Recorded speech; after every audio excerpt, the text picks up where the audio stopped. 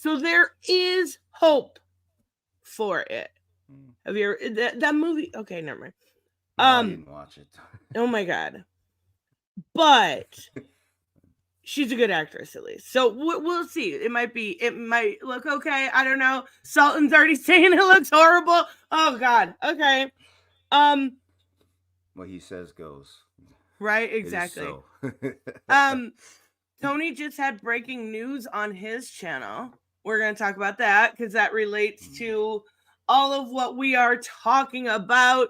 There is some clips from streams. There is possible news about casting an Abby, the Marvels bombing. Like, we have a lot to talk about. And the video game awards, which I'm still not too happy about, but whatever. We'll get there. I didn't read about the Game Awards yet because I wanted my reactions to be fresh right here. Yes. So you have no idea who's nominated. I don't know nominations. I know did the awards happen or they just announced a nomination? The nominations so far. Okay. All right, then. Well, I'm not hopeful. You'll hear my thoughts on that later. Let's okay. Yeah. How are we opening this today? We should. I think we should open with Madam Web. I think we should. We should. Get the hard part over with. Come on, it can't be that. See, you know what? I have hope for these kind of things, and then I see them. We all just turned 50. The doctor's coming in with the rubber glove, and then we're just all going, all right, come on. Just do it already. It can't be that bad. Okay, I will check it out, Samuel. I am there right now looking. I did. Okay, yeah, we have that to talk about too today. Oh my goodness, there's a lot. And then also, I want to talk a little bit about Comicstorian because I feel like he's in a similar place where I am. He did a video, and I haven't watched a video. I just seen the news this morning talking about possibly leaving his channel, to my understanding, because nobody likes comics anymore. I've seen his channel though. I've actually occasionally watched his channel just to recap some stuff that I haven't read in a while. Yeah, and he's really good. Yeah, and he has a huge channel. I'm surprised. Something happened? I don't know. I like this. That one's gonna be fresh for me too because I kind of get where he's coming from though to a degree because comics have gotten to a point I feel like personally that I don't even want to cover them anymore because it's 9 out of 10 of them are bad. Okay, maybe that's a bit hyperbolic, but like about half of them are unreadable. You know what? And video games have hit that route though. No, they haven't. Because stop it. No, hold on. Games are better. I think the attention to detail in gaming is much better. But I do feel like storytelling in general has I guess it's hit a plateau. Or people just don't know what to do because people are trying too hard not to tell stories that have already been told before. And that shouldn't be a problem. History tells stories over and over, but in different ways. So people just don't know how to tell the same story different. They shouldn't. That's the thing, though. They shouldn't think better or worse. They should just think different and just see if that sticks. See if that resonates with the audience. I also feel like there's comics are doing. Okay, but I also feel like there's a bit that plays into that with the political landscape that we live in right now. So there's definitely a bit like of, hey, we got to add this in, or we don't have to add this in, or we should. Like when it comes to and I'm not saying diversity is a bad thing, but I'm saying like the idea of diversity, equity, inclusion has taken over everything. Right. And we've seen it here on your channel before. There are a lot of superficial representations, and they're not doing anything with the characters that's really meaningful. They're not really giving them any substance. So it's not the kind. Yeah, I know. Thanks, Sam. Also, I did not say good morning to anybody. So good morning, everyone. I apologize, but let's take a look at this. So how much do you know about Madam Web? Very little. My best recall of Madam Web, if we're talking Marvel's Madam Web, that has also been in the Spider-Man universe, right? Correct. Yep. Okay, my best recall of her really comes from the video game Shattered Dimensions. Yeah, fun. Exactly. But it made a good game, I guess. Yes, it has. Sorry, it has good cinematic appeal, just at face value. That's all I got. So throw all out the window because this is a completely different Madam Web. Oh boy. Completely reworked to my understanding. By the way, Pika Shades, I passed the bar the first time just to prove I'm not a Kardashian. Come on. Get your stuff. Let's go.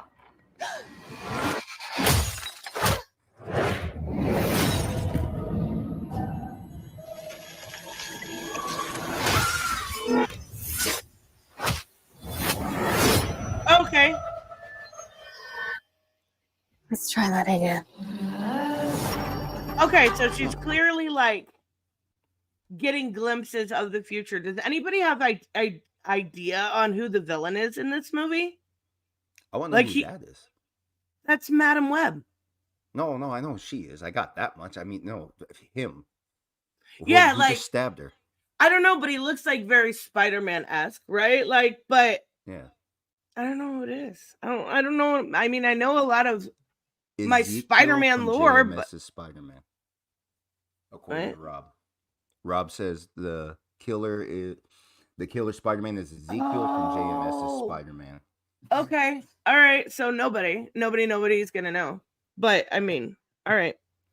I think that's Spider-Man. Is he fat? Oh my god. Okay. That'd be funny.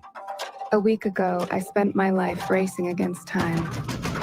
I'm gonna help you out today, okay? Trying to save people who were running out of it. Jackie! Until one moment changed everything. Come on! Welcome back to the land of the living. I don't. Wait, was that the guy from Step Brothers? Look, changed everything. I remember him being something I hated. Come on! Welcome back to the. I think that's the guy from Step Brothers. The jerk Step Brother. Who is he? Right? He knows everybody. Come on now, let's be real. Looks like I'm pretty sure it is. I could be wrong, but land of the living. I don't understand what's happening. I've been having visions. I knew he was gonna die.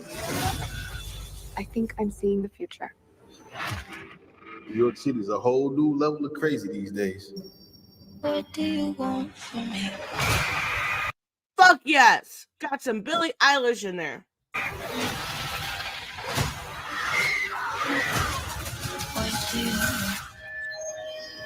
New York City is a whole new level of crazy these days. This is an emergency. Get off the train. That man's trying to kill you. What? Who are you? What is going on? I can see the future. Okay, so hold on.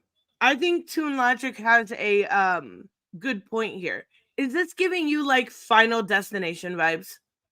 Insofar, yeah, similar. But yeah, I wish though, because Final Destination was funny. It was funny. They were good movies, at least from what I remember. I don't remember if they were actually good or not. I was like a child. Maybe it was just me and the friend. We were the only ones laughing. Yeah, we were about the same age. I think we were the only ones laughing. Oh, Samuel, yes, I did. Maybe we'll talk about that later. Because you know what? We should. Did you see this stuff about Billie Eilish by chance? Her controversial comment? No, I try to. I'm in a warehouse 12 hours a day, dude. Yeah, that's fair. That's fair. I'll catch you up. Don't worry. We'll get there. I barely know where I live in. Oh, what the hell? She didn't see that coming? That's not how it works. I've seen that man before. So who is he? Ezekiel Sims. He was in the Amazon Ezekiel with my Sims. mom when Okay. She was researching spiders right before she died. Wait, I recognize you. You live in my building. You're the paramedic. Yeah, you almost ran me over. You don't think this is weird? How we're all connected? Very Final Destination. It's honestly like the least weird thing that's happened all day. What do you want from me? I have no idea what those girls are called. Why don't you Whoa. What was that? Was that Felicia? Was that all? Oh my god, that looks gorgeous. Wait, who would that really be? I have no idea who these girls are. That looks really good, but I don't know who she is. Do we have names? I don't know if anybody knows names. Oh, there's also a Spider-Woman movie. Could that be who we're looking at now? Maybe. She looks good. Wow. Because that is really that's good. A Spider logo. It's that not Black is Cat. Gorgeous. No, it's not Black Cat. Maybe Spider-Woman. Maybe. Okay. I like it. Samuel knows, because of course he does. Julia Carpenter, aka Spider-Woman. Okay, so they're gonna introduce her here and then give her own movie. I'm guessing, yeah, that's probably what this is. This is probably the groundwork for everybody. Anyone with a name in this movie is probably just going to get their own movie sooner or later. I like it. I like her outfit. Introduction. Yeah, it's gorgeous though. Why don't you? Wait, okay, hold on. This is just going so fast. I want to see their outfits. Come on, that's the most important thing here. We know this. You have no idea what those girls are coming. Okay, there's her. That has okay. I don't know. She kind of looks like Dreamer. Maybe, but she's got brown hair. Is that going to stop people these days? That's true. Now, who's Afro Spider-Woman? That's what I want to know. I have no idea. Oh my god, there's so many spider characters. Okay, this is a mess already. I think he can see into the future. Dude, that would be funny as hell. How funny would that be if that Afro is part of the mask? Wait, what? I didn't hear you. How funny would that be if that Afro is just part of the mask? So she takes it off. Oh my god, it just all comes out? Okay. Yeah. Oh my gosh. Okay, so we've got names now. Yeah, I see Maddie Parker as Spider-Girl. Wow. So many spider characters. Like, all right. So we've got Anya, Corzin, aka Spider-Girl. Anya. And then we've got Maddie, aka Spider-Woman. So we have Spider-Woman, Spider-Woman, and Spider-Girl. Keep that straight. Bye, silly girl. Okay, all right. At least they have cute outfits. Why aren't you scared of me? Why do you care for me? Your future was almost so different. Where do we go? If you want to live, I mean, that looks you good. have to trust me. Get ready. It's got my attention. I just don't know who the hell I'm looking at. I know. I mean, it doesn't look awful. Like, I'm not gonna lie. The choreography, the way their costumes look, it looks cute. It looks very girl power, which, you know, I love. But you already know it's gonna flop. Yeah. Just for that reason, you already know it's gonna flop. And you already know that it's going to be it's going to be controversial. Our good friend Reese, he's already laughing at you. Yeah. This is the MCU's attempt to say sorry and try again and do it right this time, and we're just not impressed. Jim Raymond said, it's fucking boring. No, it doesn't look awful. I know I said the same thing about Kraven. I know I did. But, like, it doesn't look bad. But that's the thing. Nobody asked for a Kraven movie either. No one asked for this. Nobody asked for anything. That's a bad excuse. I hate when people say that. What's your favorite movie ever, Joseph? Ever. But how are you going to promote something? Oh, hold on. Answer my question. What's Jurassic your favorite Park. movie? Did you ask for a movie about Jurassic Park? Dick, I was 8. Okay, see, you didn't. Even little 8-year-old Joseph didn't ask for that movie. But Jurassic Park was a well-told story. So yes, it was. And it's a good movie. Yeah, that's a half-decent movie, but at least people knew compared to the story told in writing. It's good. And the movie has problems. Did you ever notice the Tyrannosaurus walked out blissfully from the cage, but then pushed I was 8. Yep, you haven't seen it since? I mean, yeah, probably, but it's still been like 10 years. Right, I didn't even watch the Chris Pratt ones. No, don't. No, you hate menstrual cramps. Wait until you watch those movies. I promise. Oh no! I mean, don't know pain. I actually like the whole, what was it? Was it a trilogy that they had? And I really liked them when I was younger, but I mean, I don't know. I asked for Morbius. Gary, no, nobody asked for Morbius, but everybody Did that ever makes come out? Yeah, what was like the Morbius? biggest flop of last year? Okay, that's why I didn't notice. Yeah, everyone was talking about how bad it was, like the editing, the transitions. The only thing, to my understanding, that was good about it was maybe Jared Leto, and that's even debatable. Well, let's get through this so we can finish our thoughts. So Yeah, far, yeah. You're showing off. Maybe a little. Oh, that's it. Okay, coming soon. Okay, well, at first glance, I don't care. Now that I think about it, I don't care. Now that you think about it, you don't. It doesn't look that bad. Come on. No, a lot of movies never look that bad. The trailers can make a piece of shit look great. Let's be real. Right. I don't know. I don't know because, okay, first off, Afro Spider Girl. Okay, that's gonna stand out in my mind for a while. Okay, it's cute. Her outfit's cute. Yeah, but can you imagine that woman trying to keep her secret identity? How often in comics, right? And how often in comics have we laughed at the thought of someone like Clark Kent keeping his identity a secret in the free world? And then now look at this. Yeah. I think this is even stupider than that. Yeah, but you know what? She had buns when she wasn't Spider Girl. But 10% of this woman's height is Afro. Okay. Yeah, that's fair. Okay, that's fair. There are places in my warehouse where this woman would not be able to walk. Oh my God. Because she'll get caught in a conveyor belt. And then she's really screwed. It's cute though. Come on now. They did make them, especially the first girl that was hanging upside down. That looked really well done. That looked cute. Right. And then talking to the audience right now, of course. And yeah, that's my point. She can't hide it. That's like, how are you going to keep your identity a secret? Someone's going to see you on the news one day.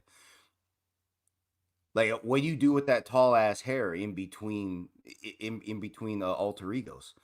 Well, she had it in buns, remember? She gonna put it in a hat? Maybe. Or put it in a beanie? Put it in. Yeah, girls wear their hair different every single day, usually.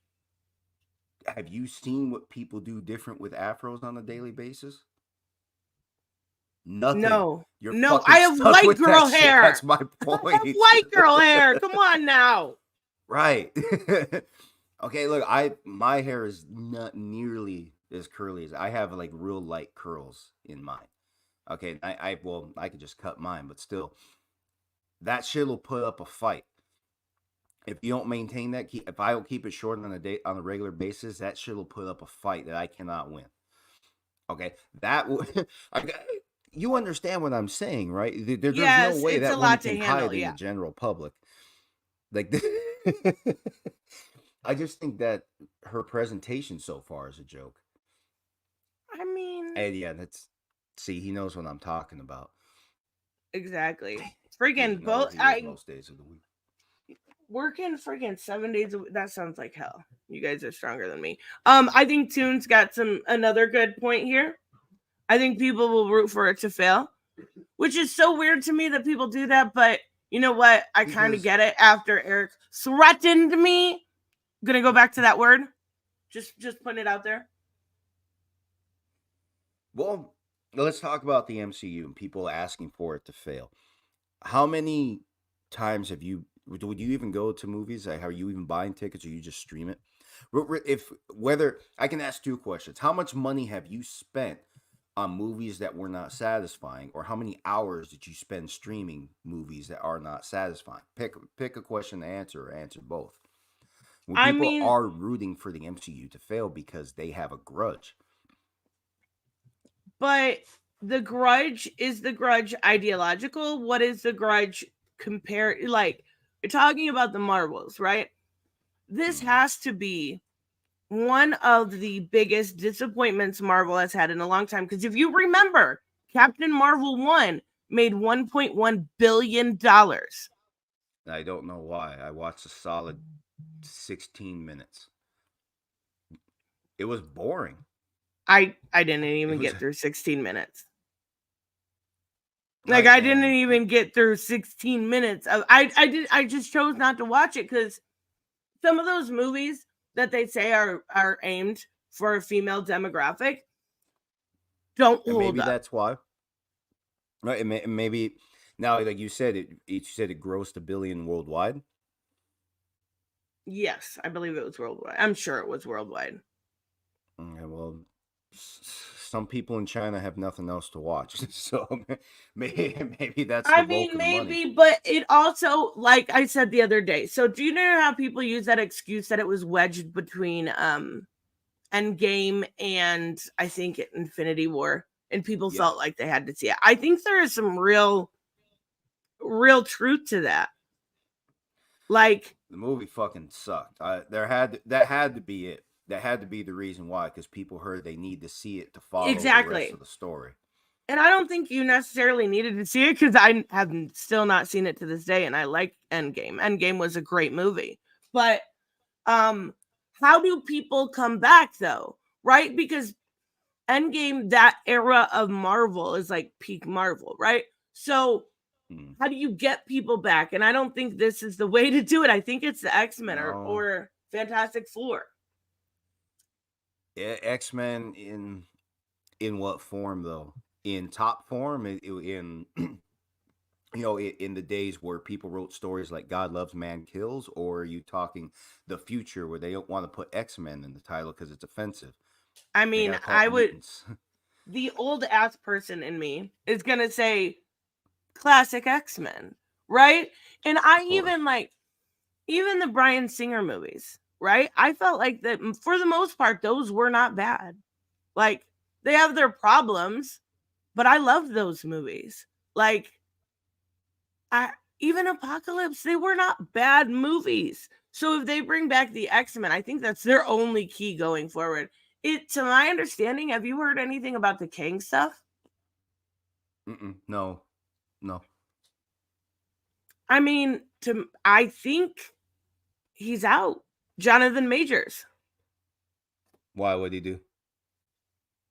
I mean, you really haven't heard about what happened with Jonathan Majors and his wife and the domestic. So it doesn't look like he did anything, to my understanding. But litigation. It's the issue of how exactly.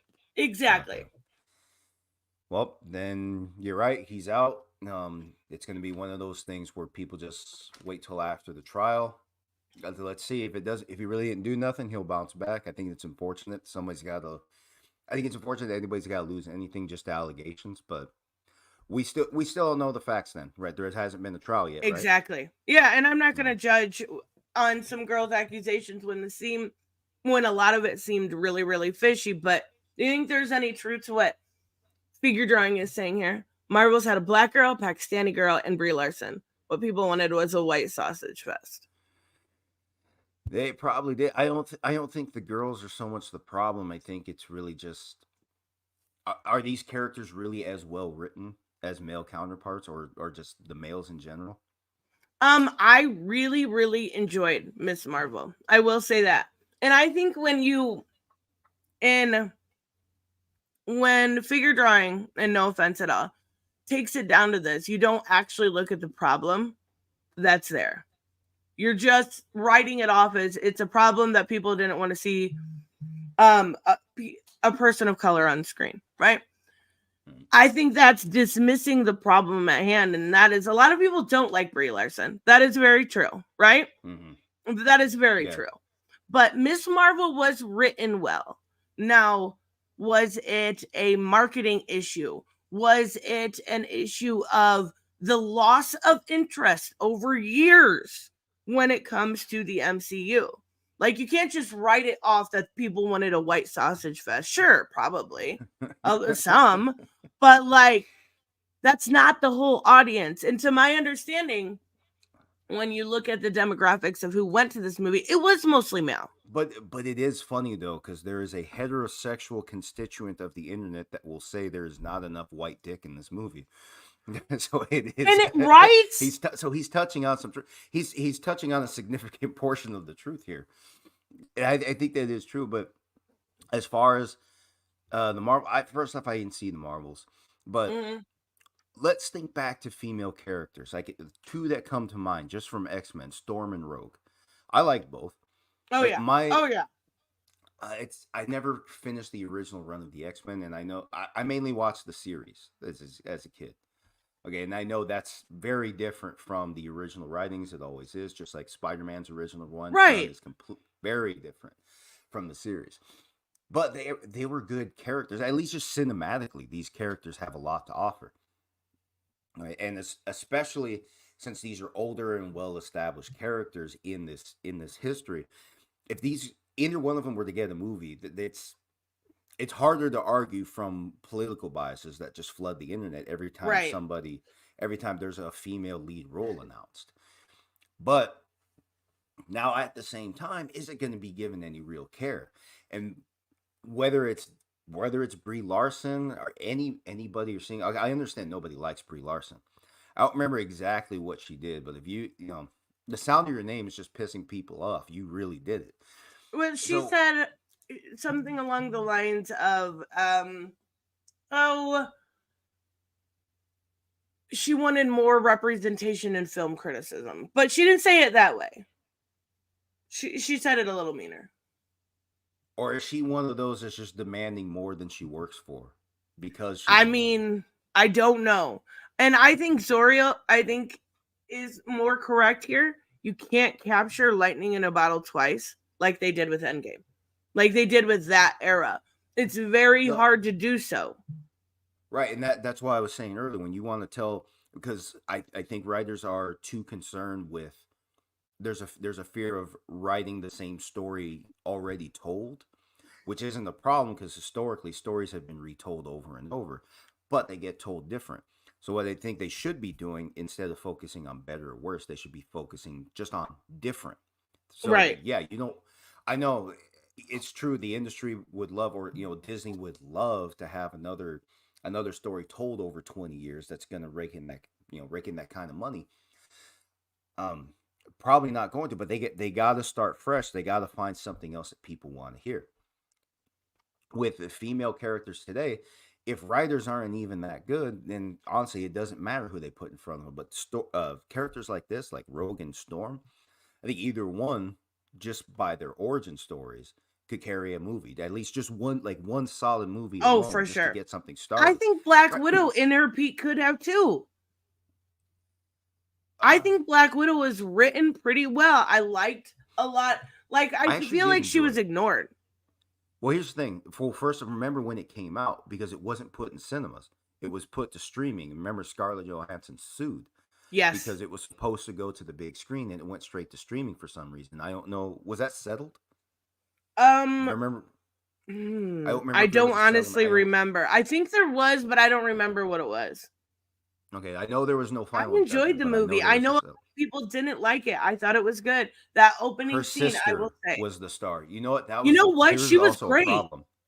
Yeah, and that was a problem with the movie. Her sister was the star. If people were going to see Scarlett shine, they got some of that, but her sister was the real star. And I don't know what was the actor's name? I don't remember. She was in Oppenheimer too. I know it was Yelena. Okay, so look, she's getting better roles than Scarlett for the same movie. But you see what I mean? No, she was the real star of that movie. She was funny. Right, and that wasn't even necessarily supposed to be a comedy. Okay, thank you. So that wasn't even supposed to be a comedy. It was supposed to be an action movie telling somewhat of a story. I don't think it was a bad movie. No, but it wasn't. It definitely, compared to greater movies, it was not on par with greater movies, and definitely not on par with lesser movies.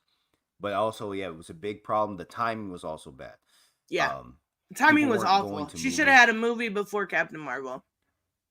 Well, remember also that was just after the world had shut down their economy. Yeah. people were still recovering. People weren't spending a lot of time in cinemas or anything. So, I mean, honestly, have cinemas recovered even yet? To be honest with you, like, have they? No. People Prices are watching. over 20. Yeah, Prices and over people are watching $20. Netflix movies, or people are watching stuff that they can stream at home because they realized during the pandemic that they liked it. Right. That movie though, for that movie, it was good for the big screen. I don't think it was a bad movie, but I think for people who followed the Marvel Cinematic Universe, they felt something was missing. Yeah, And I think that's fair to say. And I do think a lot of the streaming content, so they've got the Disney Plus shows, have a little bit, and I'm not saying all of them, but they've a little bit muddied the water because they had MCU fans so looking forward to the next movie. And now that hype's not built up because they're watching the MCU shows in between. That is another thing. Have you watched any of them? I know you love She-Hulk, really. right?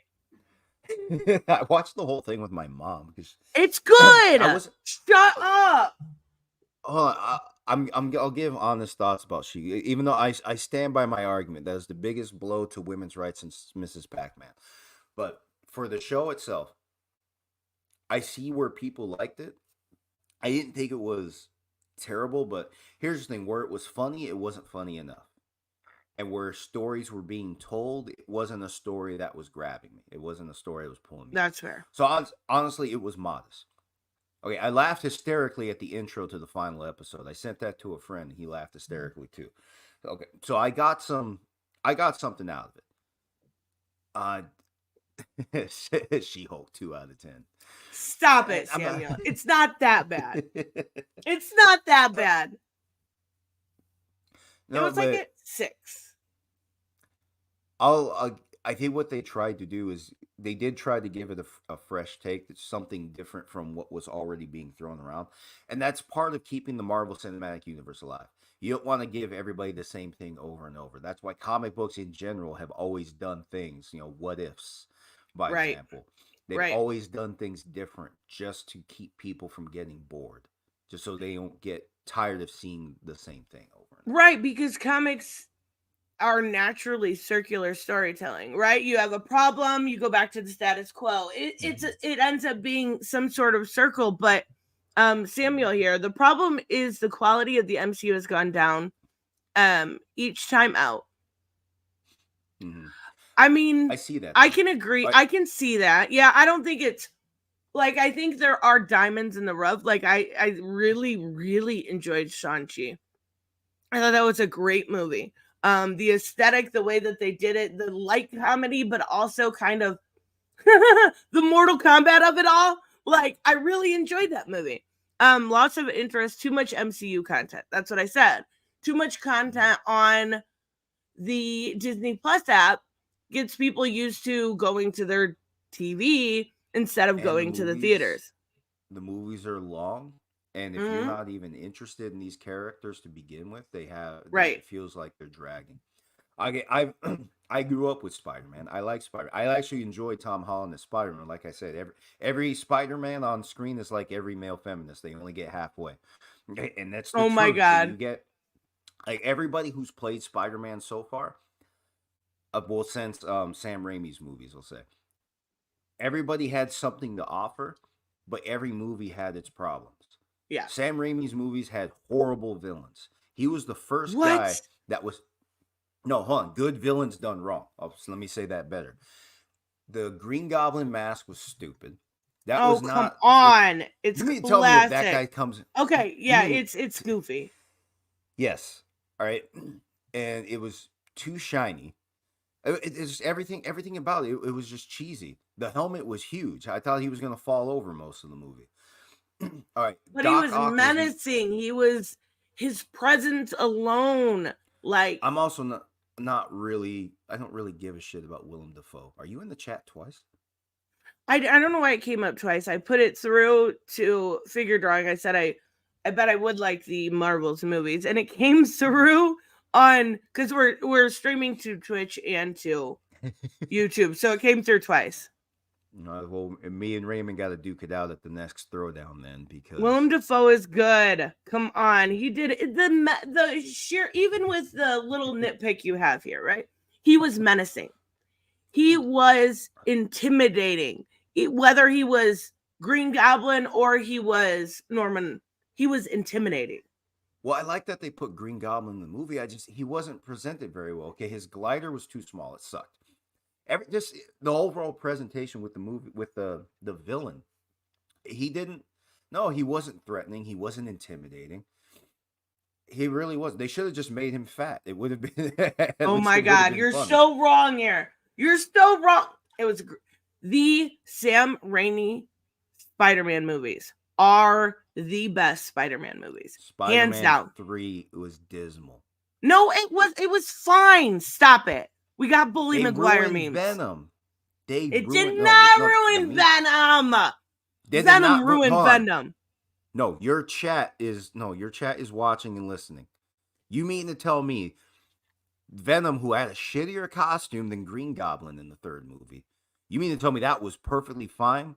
You were going to tell me under penalty of perjury right now that there was nothing wrong with the presentation of Venom maybe a little in the bit. third movie? Maybe a little bit, but it wasn't bad. It was fun. It was fun. Shouldn't that matter? Just like figure drawing saying. It was Where fun. was the fun? Oh my God, stop it. Wait, no, hold on. Are you blaming Venom or Topher Grace? Topher Grace sucks, but I dealt with it. Right, and everybody who dealt with it, you had first off, I don't think people know this, but Sam Raimi actually doesn't even like Venom. He actually I don't hated care the what character he for some likes. reason. That's weird. Well, That's weird. well, Okay, let's think argue about that with because this. He's a director. Okay. Spider-Man 2. You can't say that is not the best Spider-Man movie ever made. That was the best one. I don't know about ever made, because like I said, everybody had something different to offer. That was the best of Sam Raimi's movies. Okay. But how you screw up Doc Ock? You don't. I think he didn't. No, he couldn't, and that was a softball. Okay, that was somebody. I bet it was, what was it, Avi Arad? I bet it was his idea. I want Doc Ock in one of these movies. Okay, that was a softball. You can't screw that up. He's not that. Fair. He's not like visually. He's not a demanding character. It's not like Sandman. Like Sandman took up the bulk of the budget, if I remember correctly, in the third movie. Doc Ock ain't gonna do that. Okay, how do you get that wrong? All right, that was, that was a softball. But going into the other movies, Andrew Garfield, I got some good laughs out of him. Yeah, I agree. He quipped really well. Yeah, what irritated me in this movie, the lizard, for the most part, as he was presented, I thought they did the wrong thing by making him humanoid facially. I thought they did the wrong thing by giving him a more human face, just to justify his talking. Yeah, I can see that. Yeah. They just didn't have to make the lizard talk. They could have given Connors his own dialogue, just given him more to say separately from his mutations into I can see that. Lizard. It was so I thought that took me out of the illusion a little bit, because the whole time did you remember the Mario movie? The Mario movie, the really, really bad one with John Leguizamo? Yeah. Do you remember? Yeah, he looked like all those really bad animatronics. Oh my God. No, it wasn't that bad. Andrew Garfield's were fun. You know what?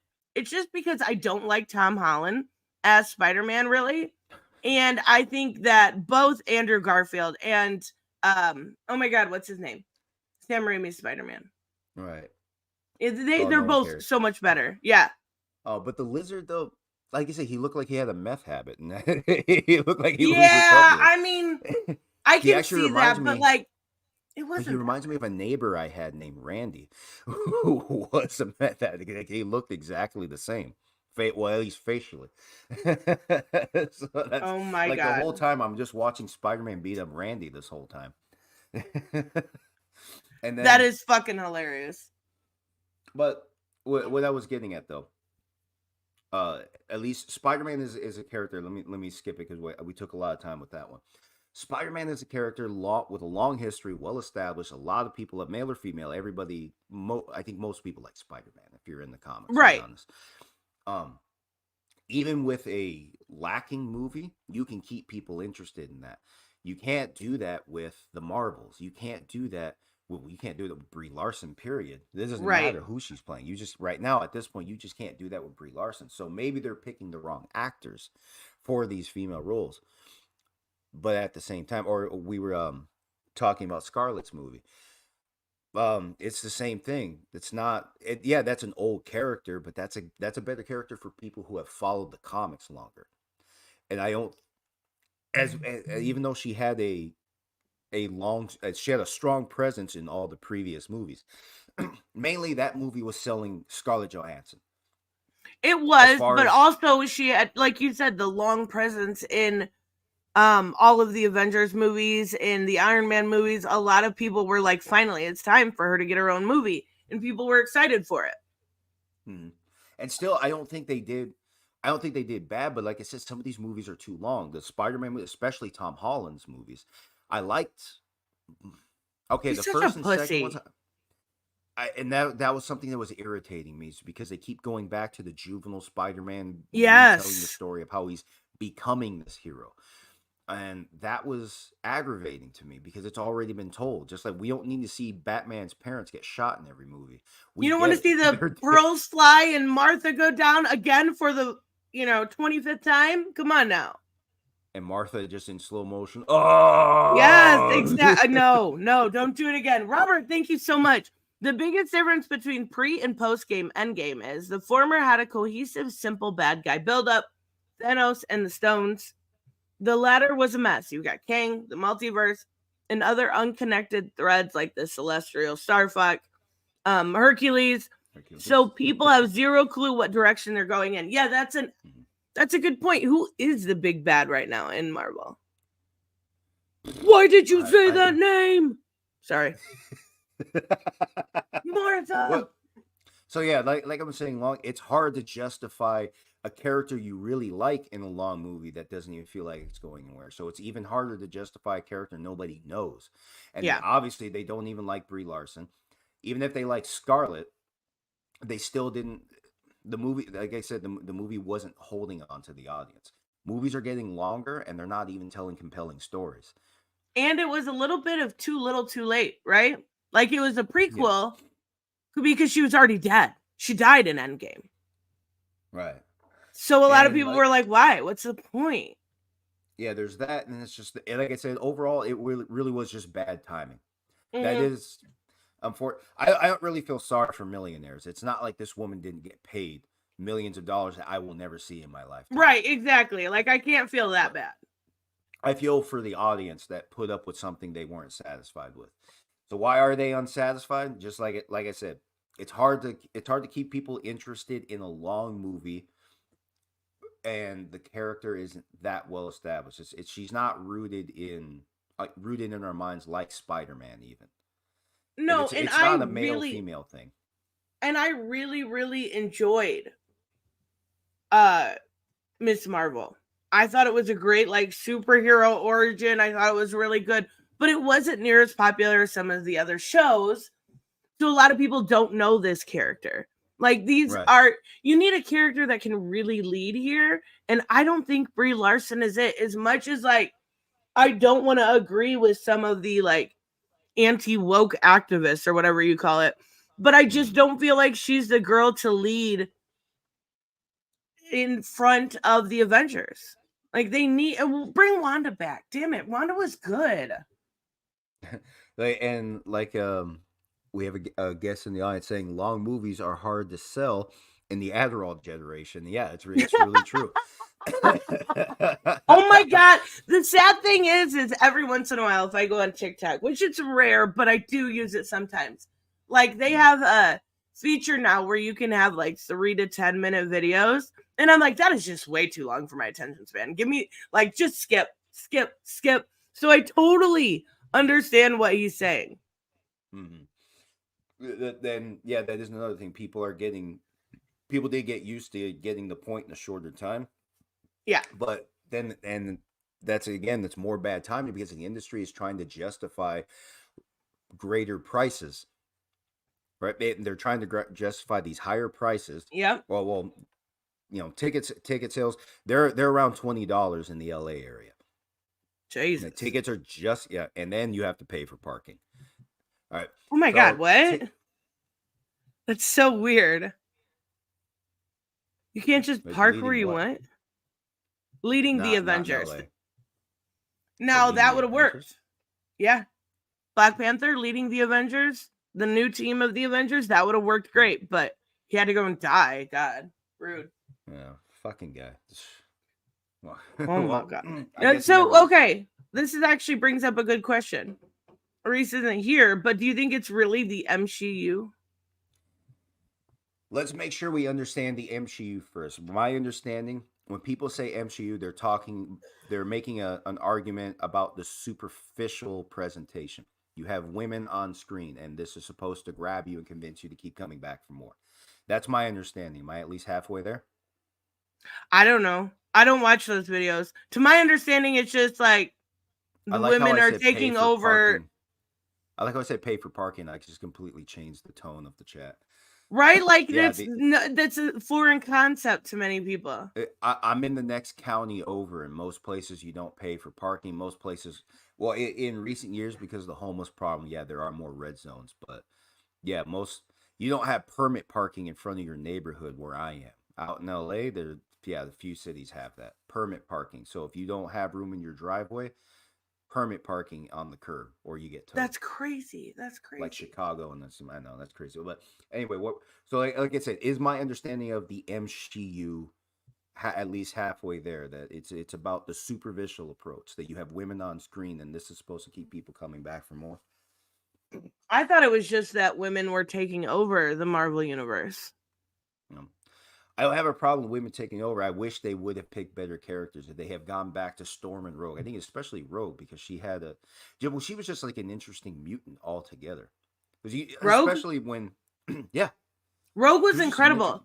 She's always been my favorite of the mutants. The idea of not even being able to touch was like, as a kid, as fucked up as this sound, that was a cool idea to me. Like, I just didn't want people around me. Like, I thought that was so cool. But Rogue has always been one of the best X-Men, like, if not the best X-Men to do a story about, because you can do, like, they did the Rogue Iceman love story, and it was so interesting, the idea of them being in love. And I know we're talking about superheroes here, but there are other aspects to it. And her not even being able to give him like a real hug. Like, it just was wild to me. I always thought Storm was great. Yes, and Storm Rogue. Well, Storm is a good character, and Rogue. Yeah. But while everybody's while we're dissecting this, guys, in the audience, give us your understanding of the MCU. What is the first thing that comes to mind? Now the idea of women taking over. Okay, like I said, I don't think that's fundamentally bad. It's just they're not doing anything with the characters, or they're not giving us the right characters. And like, I leaned on those two as best examples because those are two I really liked as a kid. And they're even better, especially Rogue, I think is better because you can bring in the more mature themes in that movie. Probably and even you can have her be a little Southern belle with her accent, and it's so cute. Yes, and that's another thing. You need somebody with the accent, not somebody who learned it for the role. You need somebody that knows it and lived it. But you see what I mean, though? A character like that can carry a movie for a number of reasons, like on screen cinematically, just as a light show. You can carry that for periodically throughout 2 hours. You can give the Adderall generation something to look at. And at the same time, you can bring in a character that has emotional struggles because she, truthfully, remember, the mutants are, for the most part, they're still people. It's just they're evolving differently. I don't care for Gambit. Oh my God! I know a lot of people like him. No, How dare you? A lot of people like him. No. We're not glossing over this. Gambit is the best male X-Men ever. Come on now. Why do you not like him? You have a thing for men that frequently visit county. Shut up. You do, though. No, there's nothing wrong with it. He's a good kid. Stop it. No, I don't think he's like a bad character. I really don't. I just don't miss him. And he has a cool accent too. So you've got two characters on screen that talk cool. No, And I think it's like you don't even meet men at county. You meet them at the bail bonds office next door. Rogue can steal Captain Marvel's powers, so you've got that Yes. idea of stealing powers through Rogue. But see, that's the. But you have to also remember, okay, for cinematic purposes, just for the light show, that's good. But I'm talking about the fact that Rogue can't even have personal relations because she can't touch the people she really wants to touch because she's going to take something from them. Yes, exactly. But you see what I mean? But you see how that right there, if I were to just pitch that to somebody at first glance, they'd want to hear that story. For the most part, I think women especially, I think that's a kind of drama that would grab women more. So if you wanted to put women in, if you wanted to get a more female audience with female characters, how much better can you do with Rogue? Excuse me. How much better can you do than that? I know a lot of female characters. I think again, I see a lot of superficiality, like Black Cat from Spider-Man universe. Kind of a fun character, but I don't see that as somebody that can really sell you, somebody that can really give you something to think about on that kind of a level. You're just like any origin story. The way it grabs you, keeps you wondering what's driving the character next. I don't think you can really do a lot of that with Felicia. Rogue, I get that. Yeah, okay, so we got definitions. Couple different ones here. The MCU uses the bold belief that they are apparently going out of their way to downplay the male characters and promote the female characters to make them either dominant or the main focus. Okay. We've got the MCU means I am a casual fan who doesn't know that female characters have been dominating Marvel since the 1960s. Okay. And then we've got Samuel. It's a bumper sticker slogan, meaning it is a very oversimplification of the litany of quality problems with each project. It throws away any nuanced arguments to explain bad quality. And since it has women as the focus, they say MCU. Okay. All right. I mean, I think I agree with Samuel here and with Robert because it's not just because it's women on front. Like, and that's what I tried asking Reese yesterday. Like, do you like a movie that has a woman as the lead?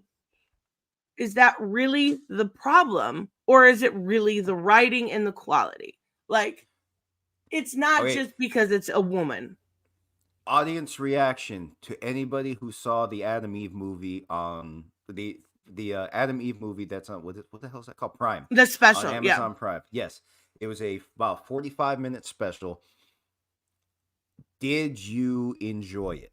Just give me a simple yes, no. If you're iffy, then just say no. Just give me a yes if you soundly enjoyed it. Anything less than that, just give me a no. Let me just see that reaction in the audience because I liked it.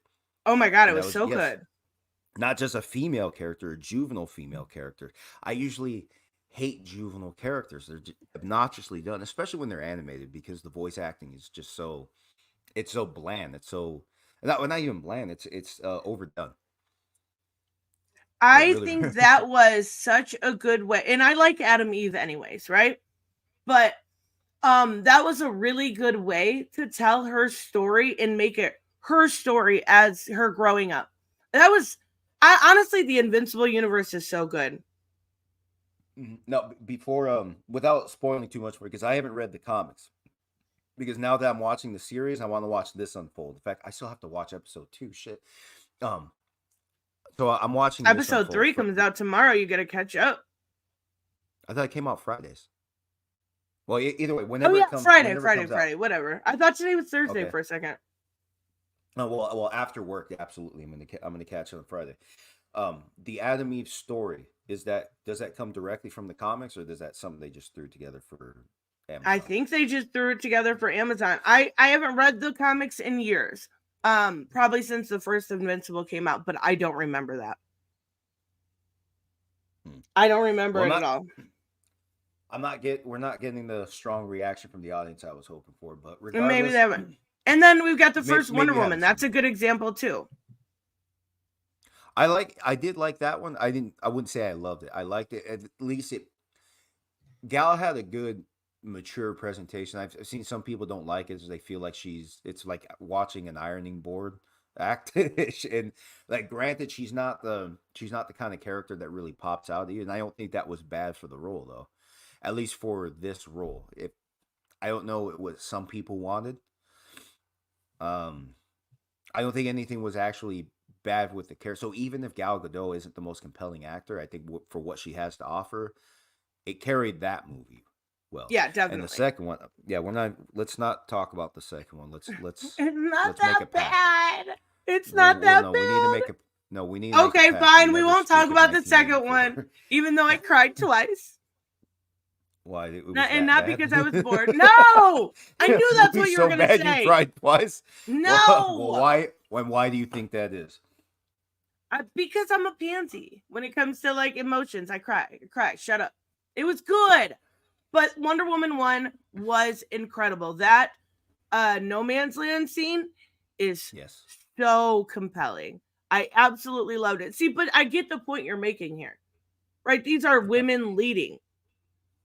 These are women leading. And Reese, I see you. I fucking see you. You still haven't answered my question from yesterday. Tears of see? See, I'm not wrong here. The movie was dismal. Oh my god. No, the second movie was the second movie is a solidified piece of shit. Oh my god. When in another 1,000 years, when humans are still uncovering fossilized dinosaur turds, this movie will be held in equal esteem, if not less. Oh my god. Oh my it's god. Like a fossilized turd is more interesting than which fossilized turd is less interesting? The one from a dinosaur or this movie called Wonder Woman 1984? No, it is not that bad. It is not that bad. All right, so what should we move on to? I think we've hit all possible points on this one. You know what? Just since we're talking about we'll move on to some of the Eric stuff, but just since we're talking about this women leading right now. So, did you watch The Last of Us? Yes. Okay, I thought so. Abby is my hero. Yes. Okay, Yeah, so there is rumors about her casting, and I am not happy with it. Coming. Wait, she's coming back, or she's going to be introduced. This girl is Bianca sent me this morning, and this girl is rumored to be Caitlin Denver in talks to play Abby. This girl is $1.50, like $1.05. How is she going to play Abby? I hear an echo. Oh, that's sorry, because I have you in I have my headphones on. It is coming from me because your voice is coming from my headphones to the mic. So I'll just step back. No, you're fine. I'm loud. It's got to do with that, but I do turn it up. But anyway, so all right. Let's talk about your anger for a moment. No, this is not this Abby. Isn't one of those things that can be settled by just stepping away. Yeah. But still, no Last of Us. She's not allowed to be near it. She looks nothing like Abby. She is a teeny tiny little girl. How tall is she? I don't know. I didn't look that up. I just saw the picture of her and I said, nope. Because as I remember from the game, most of the female characters were about the same size, more or less, a few inches in height different, maybe 1 or 2. So a few inches. She's 5'2". She's 5'2". She fits. Okay, she fits she fits in most overhead storages. She didn't even have to pay for a ticket. She should just find somebody that didn't bring any luggage. She can go anywhere she wants for free in the U.S. Oh my God! Nope. This is not gonna work. I don't know. I don't know how to react. Are they even working on season 2 right now? Didn't the writer's strike hold that back quite a bit? I mean, yeah, but this is something new. I can't believe it. So they just decided recently she's going to be Abby, and she's in talks right now. But is it really that bad though when you look at Yeah, it is. Season... Yeah, it is. Her? Stop it. She's too little. You have you have at least seen gameplay of 2, right? Yeah. I didn't you play that here? Mm-hmm. You play both? Yeah, because I remember watching Yeah. on your channel. Can we do a side-by-side comparison, the game version and this actor? Let's Okay. see what the audience really has to say about it. And now here's also another thing, because Robert has a question for you. Didn't you say the actor was going Yeah, to shut Ellie? up. You say she wasn't going to work out because that Yeah, I character did. looks nothing like it, but Ellie sold it. Like Ellie, well, Ellie did. She did great. and now, okay, I do see it, but yeah, she's way too small for that. Way too little. Now She will have to I forgot mean, that Abby maybe- was built like this. she's built like a tank. That's what I'm saying. Okay, now I I mean- understand your frustration because I forgot that Abby was built like that. I want to make fun of Otis just like I make fun of Hooded Justice, but he's not wrong here. And why not get somebody like that? Well, they're used to acting in WWE, and that's bad. Like a kid's play at school would be better, not by a lot. Oh my God. Oh my But God. yeah, if you can't do that, I don't think you should have. Yeah, I see what he means, at least for the athletic build, but and that's true Yeah, that, like when you somebody think like about it. Ronda Rousey. Like, I know she can't act because we got her in No, the last, or not the Last of Us, Mortal Kombat 11. Please But don't scare the audience. yeah, but I'm saying like that build, that like MMA big motherfucker. This bitch is gonna kick your ass kind of build. You know, thinking about it now, because usually actors aren't, female actors aren't really built like this, so I think you would have to take a chance with somebody new. Yeah, Or you'd definitely. have to get a stunt actor. You'd have to get somebody else, like a stunt double, to, you know, somebody that would, let's say, stunt double for someone else, and take a chance and see if she can act. Especially in the drama, because remember, for streaming services, drama is more important. So, what the hell was that? I don't know. I opened my pop. Oh, Maybe okay, I that's what it wondering was. What that pop sound was. Was it like smacked your cat? No. Not. I did earlier.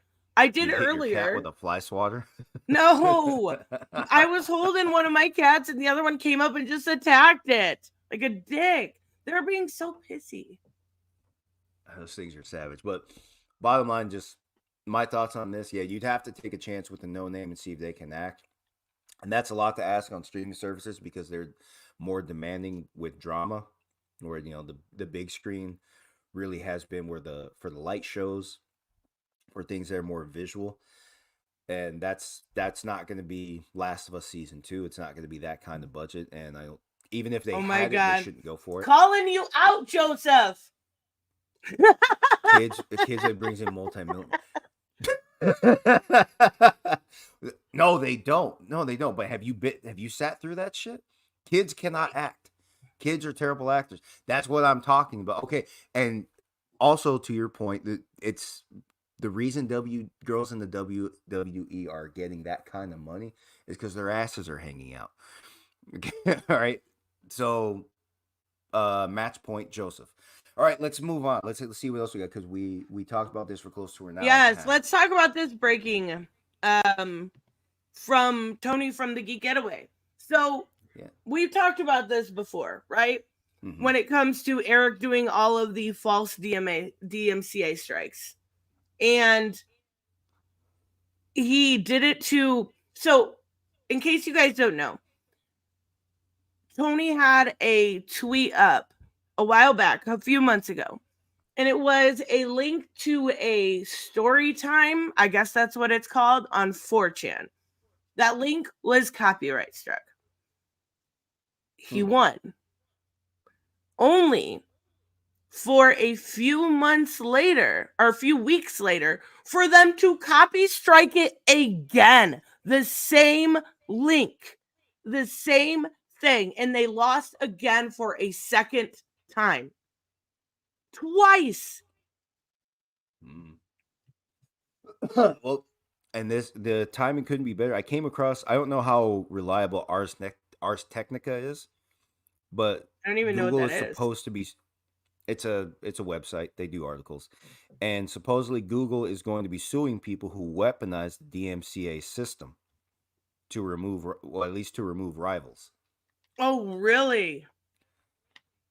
Yeah, About damn time. let me pull the. Yeah, about damn time. Let me see if I can pull that up, and then I'll send you the link in the private chat, unless somebody can get it to you faster than I can. But yeah, I just came across it, so I think the timing is perfect. This is ridiculous. At what point do you stop? I mean, okay, so Eric is gonna stop. Let's be real here. But at what point does his audience see how messed up this is? Like, you're using the DMCA to silence criticism. When I first started on YouTube, like, the one big rule was you don't do that. You don't act like that. If there's criticism out there, you take it on the chin and you move along. You don't DMCA strike people in order to silence them. Well, more than that, I would think that DCMA strikes wouldn't actually apply simply for criticism. I mean, isn't there an appeals? Isn't there a review process where people? Yes, and he's lost twice. That's what I'm saying here. He's lost twice on the same content. Oh, he just lost twice to the same man, Tony, from the Geek Getaway. Yeah. And it's ridiculous. So he lost also to other people. But the point of this one is it was the same tweet twice. Who's letting this happen at Twitter? Right? Or X, or whatever you want to say it is. Why are you even letting them weaponize it this way? It might just be policy. They just might take it, maybe just by policy. If they get the strike, they take it seriously at first and then review it right later. So it might just be a low burden of proof just based on policy alone. So maybe that's why it keeps happening. And that's the same thing with YouTube. Unfortunately, you have to. Right. They can, any random ass person can copyright claim something, and you have to be, the burden of proof lies on you to show you're innocent. And that's a shame, but I don't know. Sorry, it's frustrating. Pokimane did it too. I didn't know that. I don't know anything about Pokimane whatsoever. If it makes you happier, Eric is losing. Yeah. Oh my God. Asian Joe is back. Your pride, you had to win that point. Go ahead, take that point. You deserve it. Thank you. Oh my God. Oh my God. But, that's so funny. But yeah, I told you. I fucking told you, Joseph. In the beginning of the stream, what did I say? What did I say? It was going to go on the Girl Power. Just posted a video. Well, yeah, but like I said, they're all superficial arguments, and I don't think they're necessarily wrong.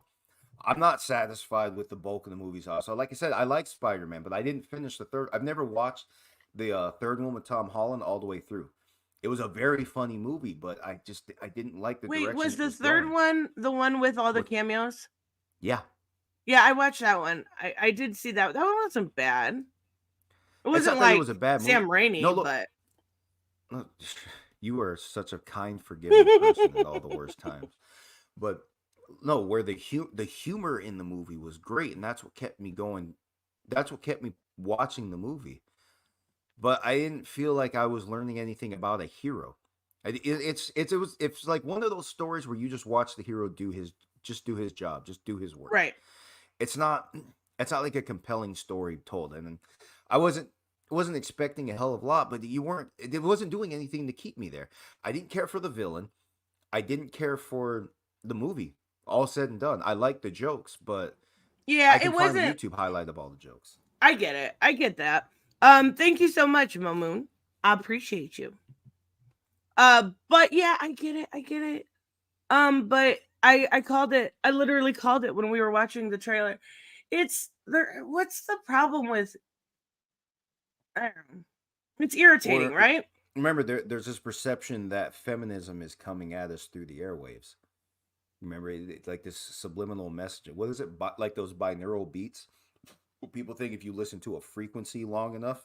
Oh my God, I've seen those videos. Right, yeah. People think it's something like that, where you're getting these secret signals to the unconscious mind that's reconditioning the brain to, I don't know, accept feminism. I don't know, to I don't know. It's dumb shit. I personally don't care. Like I said, if the stories are told well enough, I'll listen to any story. Right. Okay, one of the best games growing up ever was Metroid Prime. Right. Samus is female. Yes. Yeah, we love him. We all love Samus. Samus is kick ass. Then you have the Major from Ghost in the Shell. If you haven't watched the animated Ghost in the Shell, I think it's still on YouTube Movies right now. You should I definitely do have. that. What about the one with Scarlet? Something was missing from the story. Basically what they did, they almost step for step recreated the animated movie as a live action movie. Oh, But I okay. remember I forgot what happened. The ending didn't hit the same. Because the ending of the movie was all about really just the nature of consciousness and what it really is. And I didn't feel like that. I don't remember it, word for word how Scarlett's movie ended, but I remember thinking something was missing from the ending. So it just felt like it built up to something instead of something from the ground up that was missing something.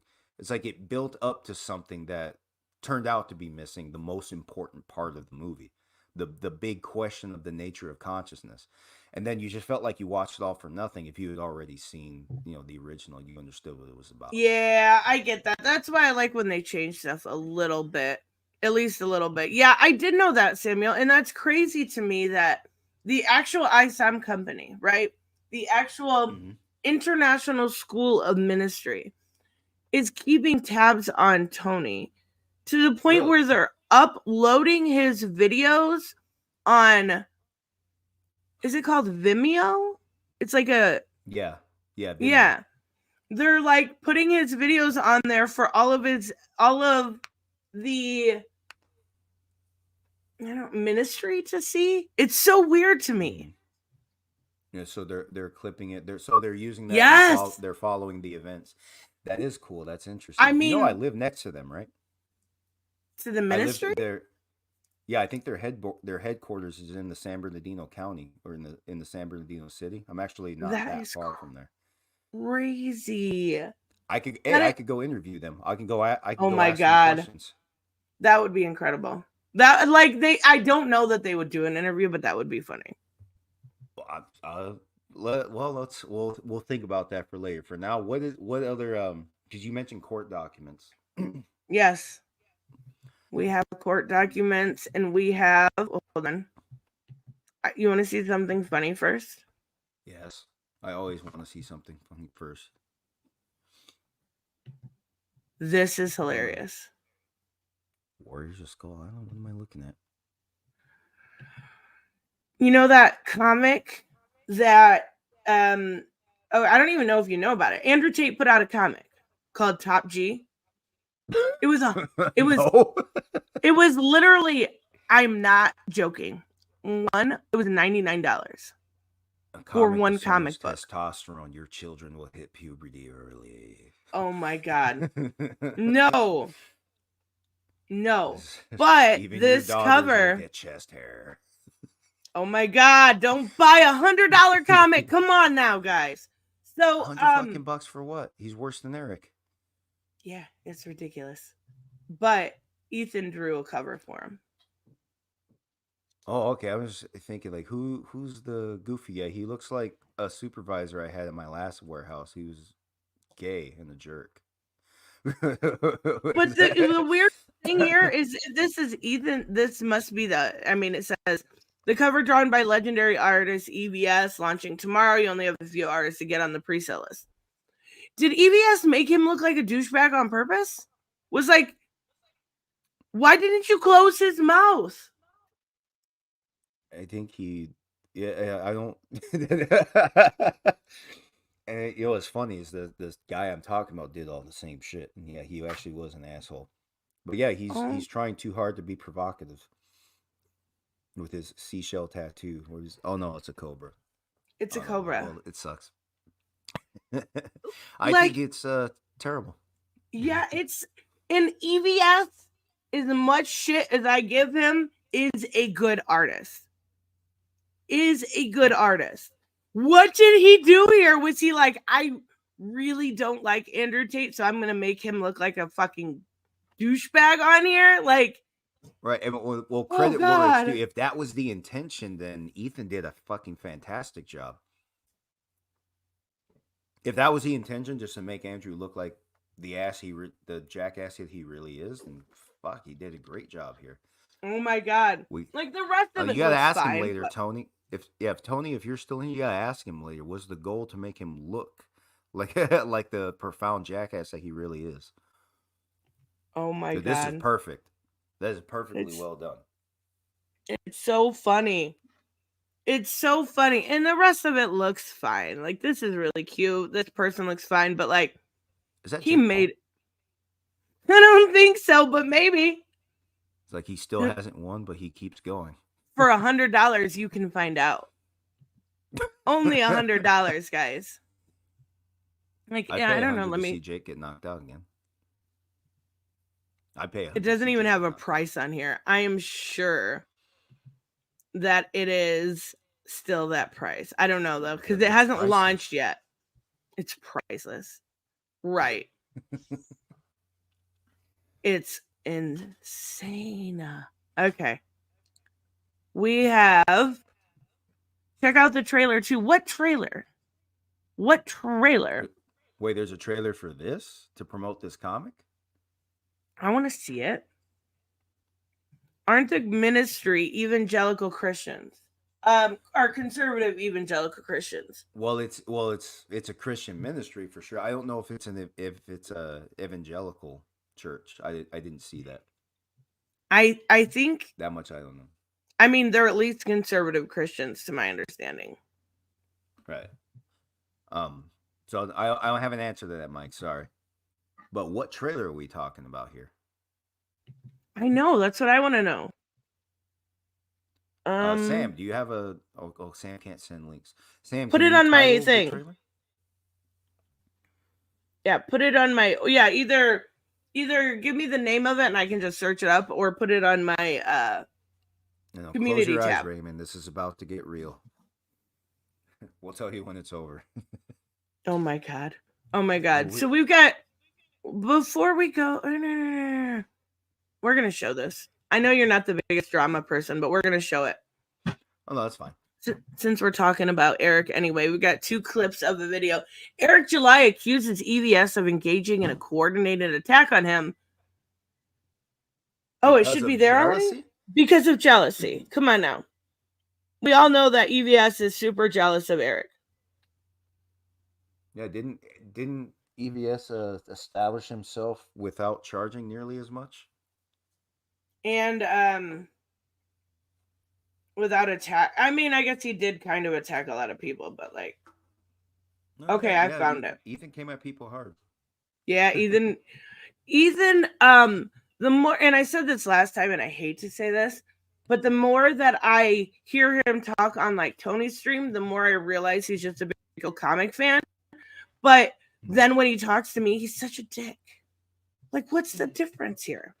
Probably because I'm a dick too. I want to take a moment and laugh back at people who, because remember, I've always said I think Eric's actually really small. I just said it would be funny if he was just a beard with hands, because he's actually a small guy. And supposedly there are pictures out there next to Gina Carano, who's billed at 5'8", more like 5'7", maybe even 5'6", because they always lie when they bill your height. Right. For okay, and they're about the same height. So I just want everybody to know that's funny. He's not that big. No, he's not. And there was a picture, and it's got to be so embarrassing. So Chuck Dixon is writing Alpha Core, right? If he's got to get something from the top shelf at the grocery store, his wife has to pick him up. Oh my God. Chuck Dixon is writing Alpha Core, and Chuck Dixon was doing a live stream about it. So he had like the thumbnail up waiting for the live stream to start. And it was a picture of him next to Eric. And I wish I had it, because Eric looked so little compared to this old ass 60-year-old man. He looked like a little midget. It was funny. Hey, hold on, real quick. What is the Alpha Core thing? I didn't follow that part very closely. Every time I came across the name, like I always tune into the stream late. Anytime someone's talking about Alpha Core is Eric's book that he just launched. Now, I don't know. We'll take a look at how good it's doing or not. I think it's doing quite a bit worse. Yeah, it is. Here, let's look. This is being not being written by him though this time. So there might actually be a little bit of hope for it being decent. It's written by Chuck Dixon. So if you remember, his first campaign did well in, I don't have the numbers right in front of me. I think something like 4 million. His second one did something like 2 million. And now he's into this one. It's not even hitting $1 million. I mean, can't really complain about $1 million though. You want to all act shocked together? Wait, what? Do you want to? Oh, yeah. No, I mean, I saw this coming. The writing was on the wall. No, like I said, when if you're a bad start, usually means a bad finish. That's a hard one to bounce back from, even if you got something to offer. And the problem, I also think maybe people are interested in it not being written by him. Maybe people are read ISOM 1 and 2 and are like, nope, this is not looking good. Or, I like maybe it's a little bit of his behavior. It could be that. Did you read it, Eric? I did, yeah. I did read ISOM 2, and I like how all the demons in ISOM 2 are wearing like Lululemon leggings. And they all have cornrows or like some kind of obnoxious haircut. Oh my God. See, I couldn't get through. I read one. We reviewed one. I started to read 2. Put it down. I started to read 2. Put it down. I started to read 2. And I put it down. And I never came back. I can't do it. I won't do it. Like, I'm a masochist. But come on. There's only some level of terrible I can take. But I mean, he's almost at $1 million. I think he's been almost at $1 million for a few days now. It is a little bit cheaper. It's $28 instead of $35, which is good. Maybe he's listening to people and responding that his books are too expensive. I don't know. I just laugh at the behavior. Also remember, he billed himself as somebody. he billed himself as somebody that was going to save the integrity of storytelling, and he's not there yet. And that's why people were giving him so much money, because they thought he was actually he was some kind of a savior. And I think a lot of people thought that he was going to build this universe that would rival Marvel and DC, and then they actually didn't. Eric has unlocked the t-shirt. What is your favorite thing about ISOM? Oh my God, he has a t-shirt that's what it says. He has a t-shirt that says, "What's your favorite thing about ISOM?" Let me pull that up here on Google, and then I'm going to have to give figure drawing a stern lecture about why cornrows are a waste of time. What? I have hair that functions by itself, dude. I don't need to fuck it up. I don't need to fuck it up and then I don't need to fuck it up into a mess and then justify it like that. That's something stylish. ISOM. Helmet says Eric July is pissy because he got a ton of criticism, people who never read his book. And here's the thing, that's what he tries to pass it off as, right? People that never read his book. Most of the people, if not all the people that I've seen criticizing him, had read his book. If you're talking about people like me, I read it and reviewed it. If you're talking about people like Tony or Vicky or Vito or Dick Masterson, they all read it, right? I read ISOM 2 because I came across a convenient link, and ISOM 1 I followed your coverage, and Tony also, I think he did it again on his own stream again, so I followed the coverage twice. And also our good friend Elon Mudd, the creator of The Plunger, he's given me his feedback, and anybody who liked the book basically said it's just a start, and it's not they didn't feel compelled. Modestly stated, all they really had to say is, well, it's a start. That's all they got. That's all Eric really did, is give people something new with his name on it. But he's not grabbing the audience. He's not he's not going to keep them coming back for more with a start like that. He's not captivating his audience enough. No, I bet if he had hit harder with issue 2, then that would have been better. Because what he did with issue 2, it looked like something. Didn't it go all supernatural? Like you said there was demons and I thought it was supposed to be like the first book sold me that it was a very grounded character, and then it went all crazy. Unless they're actually aliens or mutants of some sort, and I missed it, but they looked demonic. Yeah, that's what I figured. Maybe I missed that, but what he should have done, based on what I've seen so far in issue 2, maybe that was something he shouldn't have done yet. He should have hit harder with issue 2, and what he has presented right now, he should have delayed that. He should have just revisited. He should have brought that up later, as maybe even as a flashback. It didn't look like something. And remember, I don't know the whole story that I don't know the whole story of Isom. Nobody does. We're all underwhelmed. But it looked like something that could have been told later, and he could have just hit harder now and gotten to the point by now. Because that's still the ongoing criticisms that we have 2 issues of something we don't understand, and we're paying out the ass, right? Yeah, exactly. And that's why I feel bad. Like Toon Logic said, I feel kind of bad for his audience when they realize how much money they've spent on stuff like this. I really, really hope for their sake they're buying it because they enjoy it, right? Art is subjective. Maybe they are enjoying it. And they're not just buying it to own the libs or something like that, right? Like, because that's a waste. It's just throwing your money away. We do have the trailer like I said, for that comic. Okay, later. Yeah, let's get that. Oh my We haven't God. touched on the court papers yet. Yeah.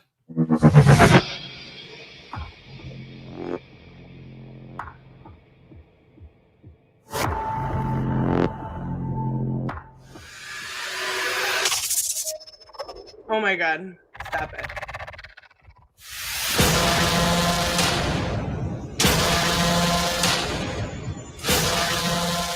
Stop it.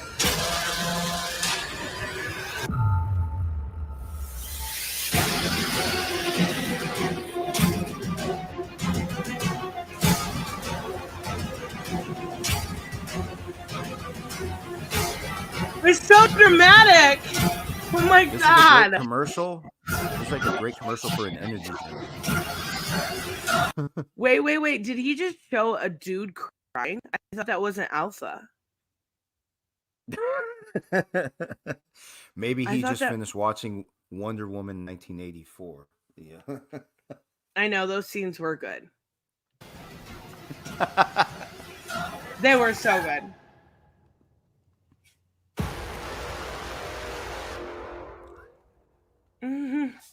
It's so dramatic. Learn how to do your dates, you weirdo. 11/15. Here I am thinking the 15th month of 2023. Man, you guys are all kinds of fucked up. Well, it was a good commercial for an energy drink I'm never gonna have. So what about you? Right? That was so dramatic. And Samuel, fuck you. I worked hard on that trailer. I know you're just kidding. I'm gonna believe in my head you're just kidding. And again, good freaking points here. It tells you nothing of why you should care about this book. I don't know. Do you know what this book is about now? No. A man crying. Evil men crying and smoke. It's like, yeah, I guess it's about a guy crying because he was forced into the story. He doesn't want I know what it's about. It's about a man crying because he has to main his smoke and he keeps losing. I figured it out. Hey, he looks more like Doxy than he does like me, okay? So they didn't hit as hard as you think. Excuses. That's so funny. Yeah, that anyway. Shit. Girl said fear, I think. Yeah, fear. Animosity. I don't think his fans care. They just want to see like bright and flashy and it looks cool and da. Like, okay. No, he played these people. Remember he said he's going to preserve the integrity of storytelling, and he hasn't done it yet. He's had 2 years to get off to a start. He still hasn't even done that. I mean, do we really think that's actually going to happen though? Not at this point. And he's still got to go to court and justify his use of the word ISOM. I know, that's got and he could have avoided that. That's the thing, right? Well, they said they tried to work with him.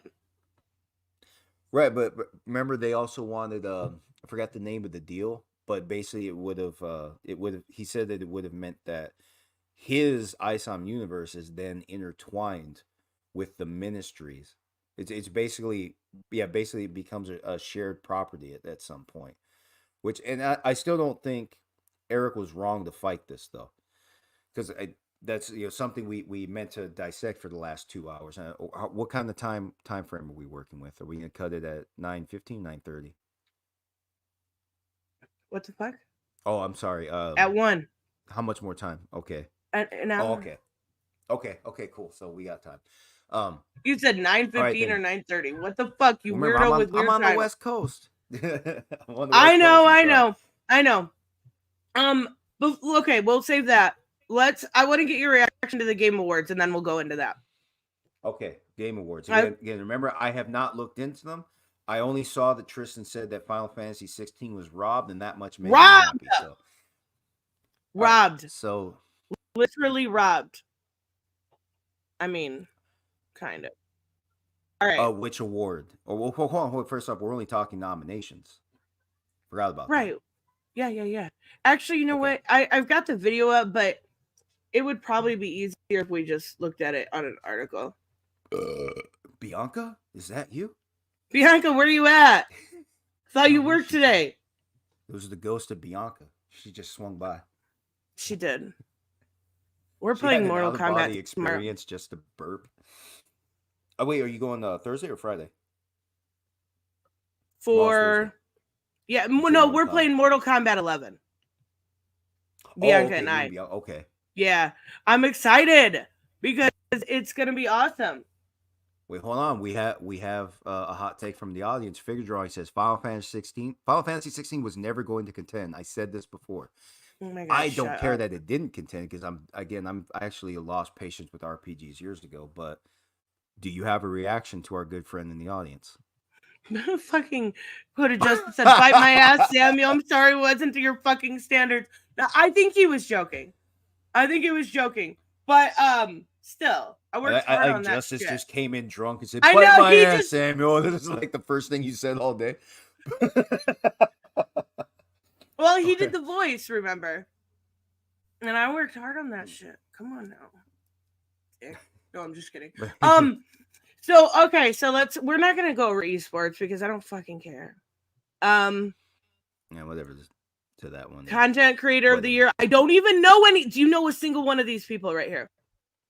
What's this? Nerdette's newsstand. No, none of this. No. I have no idea who these people are. Okay, most anticipated game for next year: Hades 2, Final Fantasy. I don't know, what is that? You get a nomination for being anticipated now? Yeah, you do. What the hell is this? Yeah. Like a Dragon, Infinite Well, Star Wars Outlaws, and Tekken 8. I'm saying Tekken 8. Tekken 8's going to be a big one. I don't know if it's going to win. I am looking forward to Outlaws, actually. Because Star Wars has had way better games than they have had movies in a long time. That's what I heard. I didn't play Jedi Survivor. Yeah, Jedi Survivor I haven't played yet. I do want to wait for that to go on sale. But the previous one was actually good. wasn't great, but it was a good start. So Outlaws could be good. It looks like I think it's EA that's doing the Star Wars game. I think Someone so. correct me. Yep. Okay. EA's actually doing good, and then that's hard to say because EA historically has butchered their properties. The EA Sports, it's hard for them to do it wrong because the groundwork is already laid. There's a long history, long tradition. That is your starting point called sports in America. So it's hard for them to fuck that up. Their sports games, as I've heard, have especially evolved in the last few years. But remember Mass Effect? Remember Mass Effect 3? Yeah. If you might remember, there was controversy because of the way Mass Effect 3 ended. I think EA took over later, either later in development or something about that. How EA was blamed for ruining the third game, and it was so bad that the actual ending was re-released as an alternate ending. I don't know about that. Well, bottom line, EA is not known for taking good. Didn't EA do It Takes Two and some of those 2-player games like Unravel, and A Way Out. Those games were good though. Yeah. Well, like I said, they've apparently come a long way because historically they are known for theoretically driving properties into the ground. Best multiplayer presented by Discord. Let me see. Best multiplayer. See that, that's hard. I didn't play Diablo 4, but usually games like that are gonna get the winner, are gonna get that award. Why isn't Mortal Kombat in this? My thoughts exactly. I wonder why that is. Let's wonder why together. Yeah, that's kind of dumb. It was probably too late for the awards. No, they're nominated for 2. They actually won. So the Golden Joystick Awards, they actually won best multiplayer. My only guess here is the problems they've had with crossplay. Yeah, crossplay. Remember all the balance issues altogether. Yeah, like after that first patch, you could feel a lot of characters. Like some characters were a lot better, and some characters were a lot worse. We've also got. I think I'm not gonna lie. If I were to pick, I'd say Street Fighter 6. I don't know much about Baldur's Gate though. I hear it's really good. I just don't know anything about it. Baldur's Gate will be a hard one, but you know how awards show. That's why I'm sick of RPGs because, I don't really like awards in general. I know, but they're fun to look at sometimes. I don't care about sports or racing or sim or family games. I mean, I've never even played it. Okay, best fighting game. Here we go. God of Rock. So never even heard of it. I've seen the trailer, but it's between Mortal MK1 and Street Fighter 6. It's just everything else is going to pale by comparison. The Nickelodeon All Stars game is basically it's a similar game to Smash Brothers. That's what I kind of figured. Yeah, never play. It's just their property, so you even get Batman in there. Oh, that's cool. Have Batman, you have Batman fight the Ninja Turtles. Okay, no, that's neat. Yes. Right. We should give that a shot one day. Maybe it's not that bad. Yeah, and you know what? Another one we thought about was Among Us. That one could be fun too. It's either going to be Mortal Kombat or Street Fighter. But okay, hold on. Okay. This is going to be something I will only say one time, and I will only admit one time. Okay. I think Street Fighter 6 is going to win. It could. I know. I do. And the reason I know the sales. Okay. I'm saying from a player perspective with the balancing issues that it had in the beginning and the multiplayer, the crossplay. I'm still really upset about that. So right. Street Fighter is not a better game, but I do think it's better for crossplay and stuff like that. Never saying it again. But also understand and it's the same thing I said when we had this debate a few months back. Mortal Kombat has historically been more accessible to a wider audience. It does have a simpler button layout. It has a simpler feel because it also is a slower pace. MK1 is a very good pace. It even does have a slightly faster feel than MK11. Mm-hmm. They all have a good pace to them. But Street Fighter 6 does. Street Fighter. Actually, I haven't played Street Fighter 6, but Street Fighter historically has had a smoother feel, a higher pace. It gave you an easy mode. Stop it. Street Fighter 6 gave you a mode that AI helps you. Just don't use it. That's so weird. No, it shouldn't be allowed. I admit it's weird. But you also just don't have to use it. Yeah, I know, but it's stupid. Get in there and fight like. So then you've got bad players thinking they're good, like you with Smoke. You know what I'm saying? What about? I don't even know. Does it even work online? First of all, is that something you can even? Oh, I don't know. I only played it the one stream, and I never went back because it was just. It wasn't. It's a very different layout. Very different layout than from Mortal Kombat. But see, and also that's something that plays into the strategy of the game because you have 3 different punch and kick settings respectively. Each one gives you different reactions. Just like, it's similar Mortal Kombat. Hard hits give you stronger reactions. Soft hits give you a different one. So you have different setups. So you read things differently, and that's what I'm saying that that overall environment, that overall feel of the game it's been received better by competitive players. So that's why Street Fighter has survived as long as it has, even though yeah, the sales might fool you into thinking something's wrong, but also remember Street Fighter had a large absence. Capcom focused on, they really fucked up The with Resident Marvel versus Evil and Capcom 3. yeah, that was bad. Yeah, the first thing they did, the look of the game wasn't even compelling.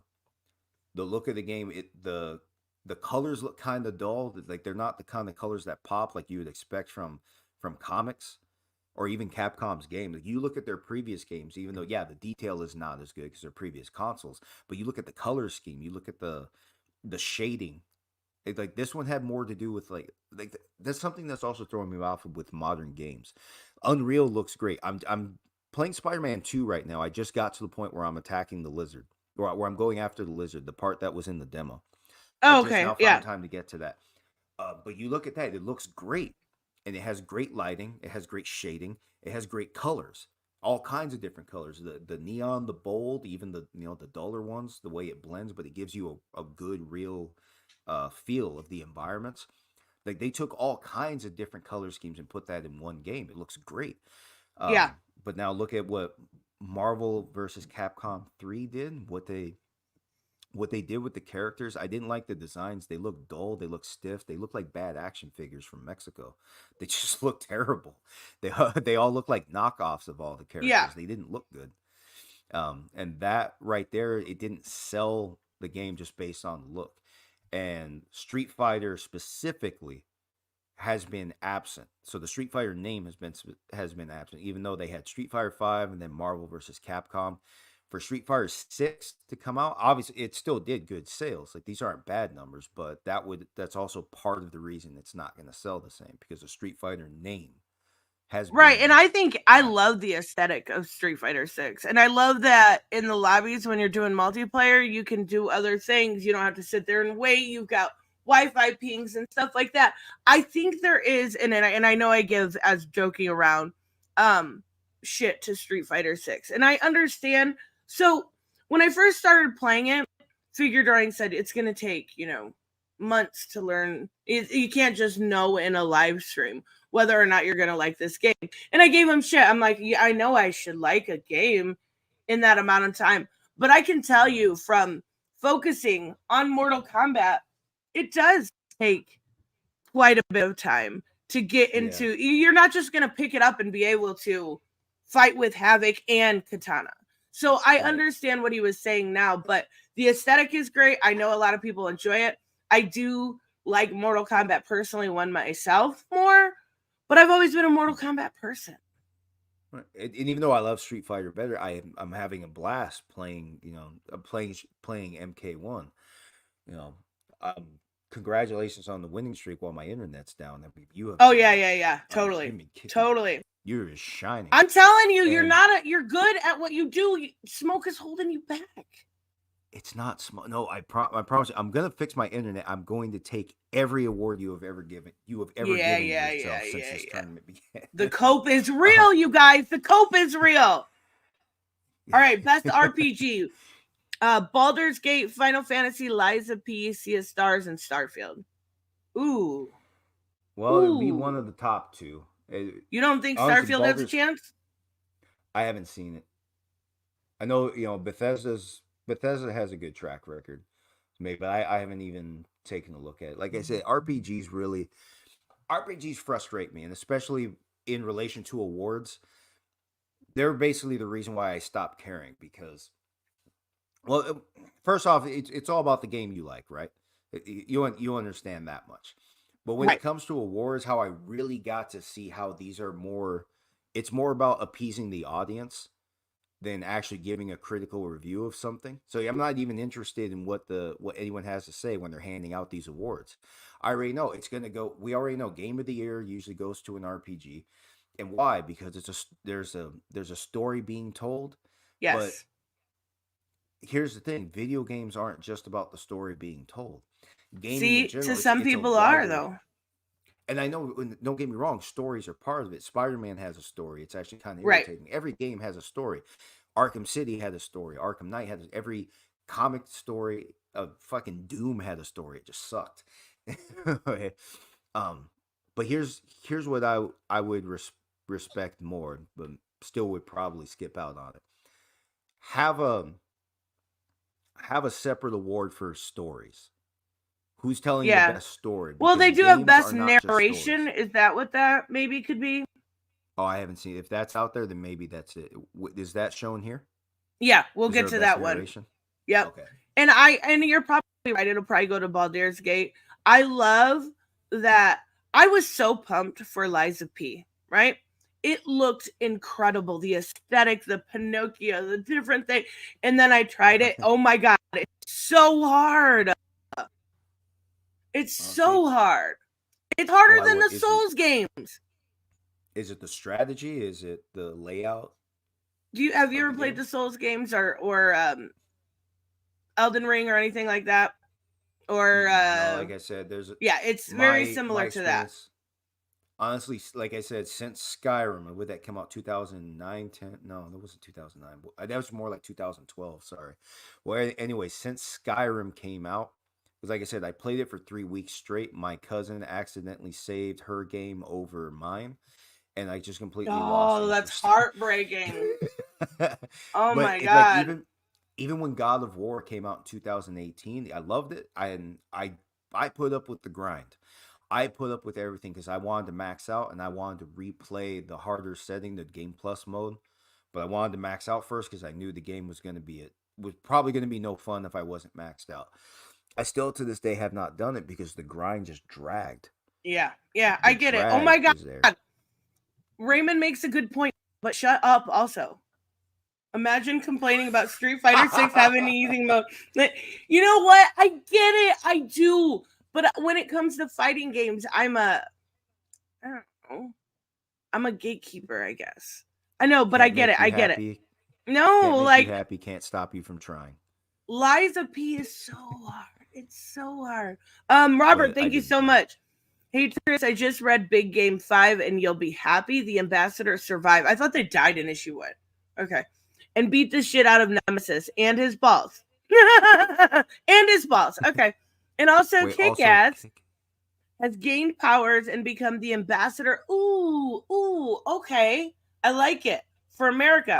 It was a pretty epic finale. I want Kick-Ass in Combat Pack 3. That would be cool. No, Hit Girl. You can skip out on Kick-Ass. Give us Hit Girl. That would be cool. Barbie would be better. That would be cool.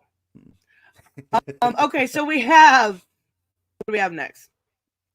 Best action game, Armored Core, Dead Island 2, which I've heard it's really good. Ghost Runner 2, which I don't know anything about. Hi-Fi Rush is another one I heard was really good. And Remnant 2.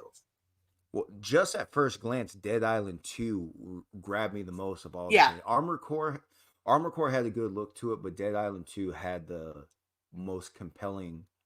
I guess at first glance was the most compelling.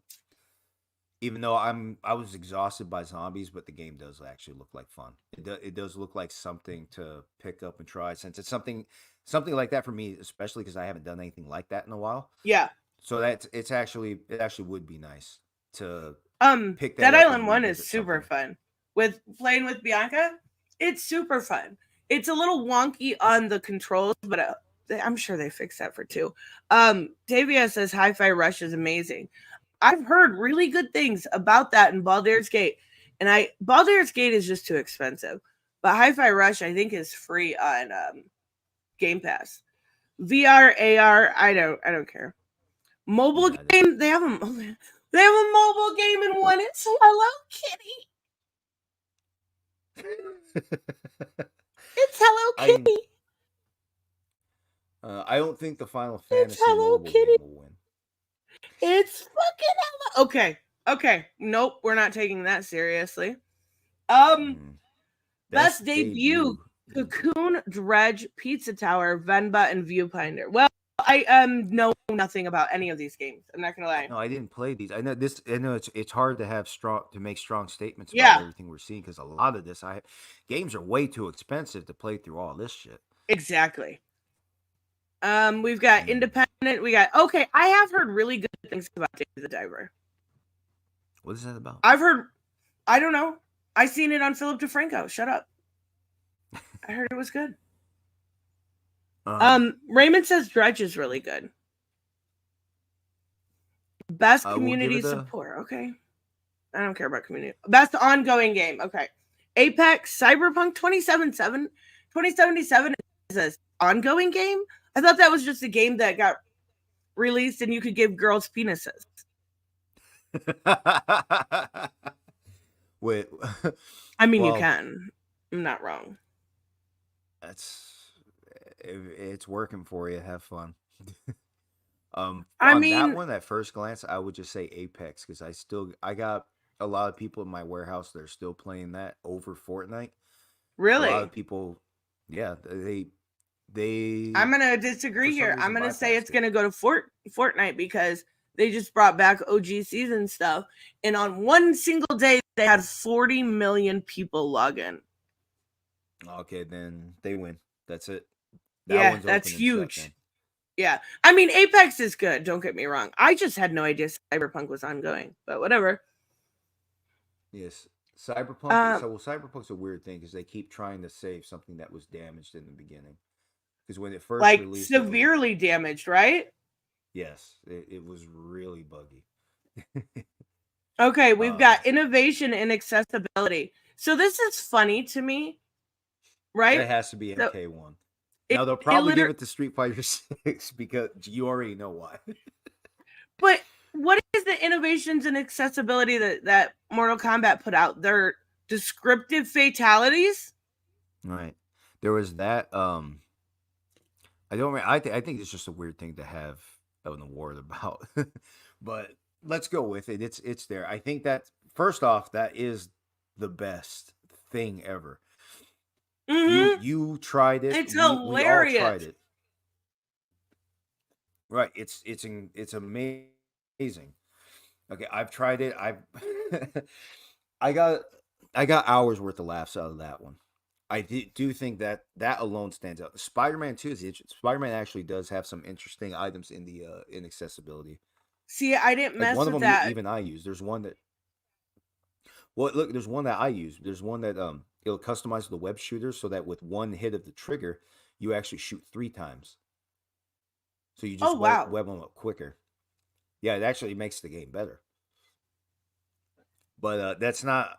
I don't even know how to speculate who would win an award. I think the only way you're going to win an award.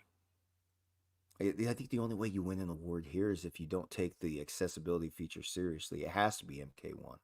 Yeah, and the thing is do you remember when The Last of Us 2 came out and they actually did they worked with the blind gamer guy and they did a lot of accessibility stuff. I can see something like that, but Mortal Kombat making us giggle? Okay, I'm in. Right, but that has to be a reason they even announced this award to begin with. Yeah, I did actually. The funny thing is it just started updating. That's awesome. The Thanksgiving fatality might be out. Oh God, the nasty one. Hey, if anybody can find it, send us a link because obviously we're not going to pay for it. Wait, you haven't seen it yet? The Thanksgiving fatality? Yeah. No, I didn't know. I didn't know the video was out. Yeah. I'll see. I think I have it on my phone. Okay. I'll see if I have my phone. Let's keep going, though. Okay, best performance. This is good, though, right? Because at least we've got Ben Starr with Final Fantasy, right? Yeah. So that's good. I'm following. And then we've got Cameron Montague, and I like him a lot. He's a great actor. Yeah, I honestly think he'll win because I remember he was in Gotham, right? Yes, and he was Joker, whatever. Oh my God, he was great. Yes, so Gotham, just based on that alone, the fact that Idris Elba maybe, you know what? Now I think about it, because he's the bigger name. He's the bigger name. You might be right. You might be right. Yeah, I would like to say Cameron just because he was praised for his role in Gotham.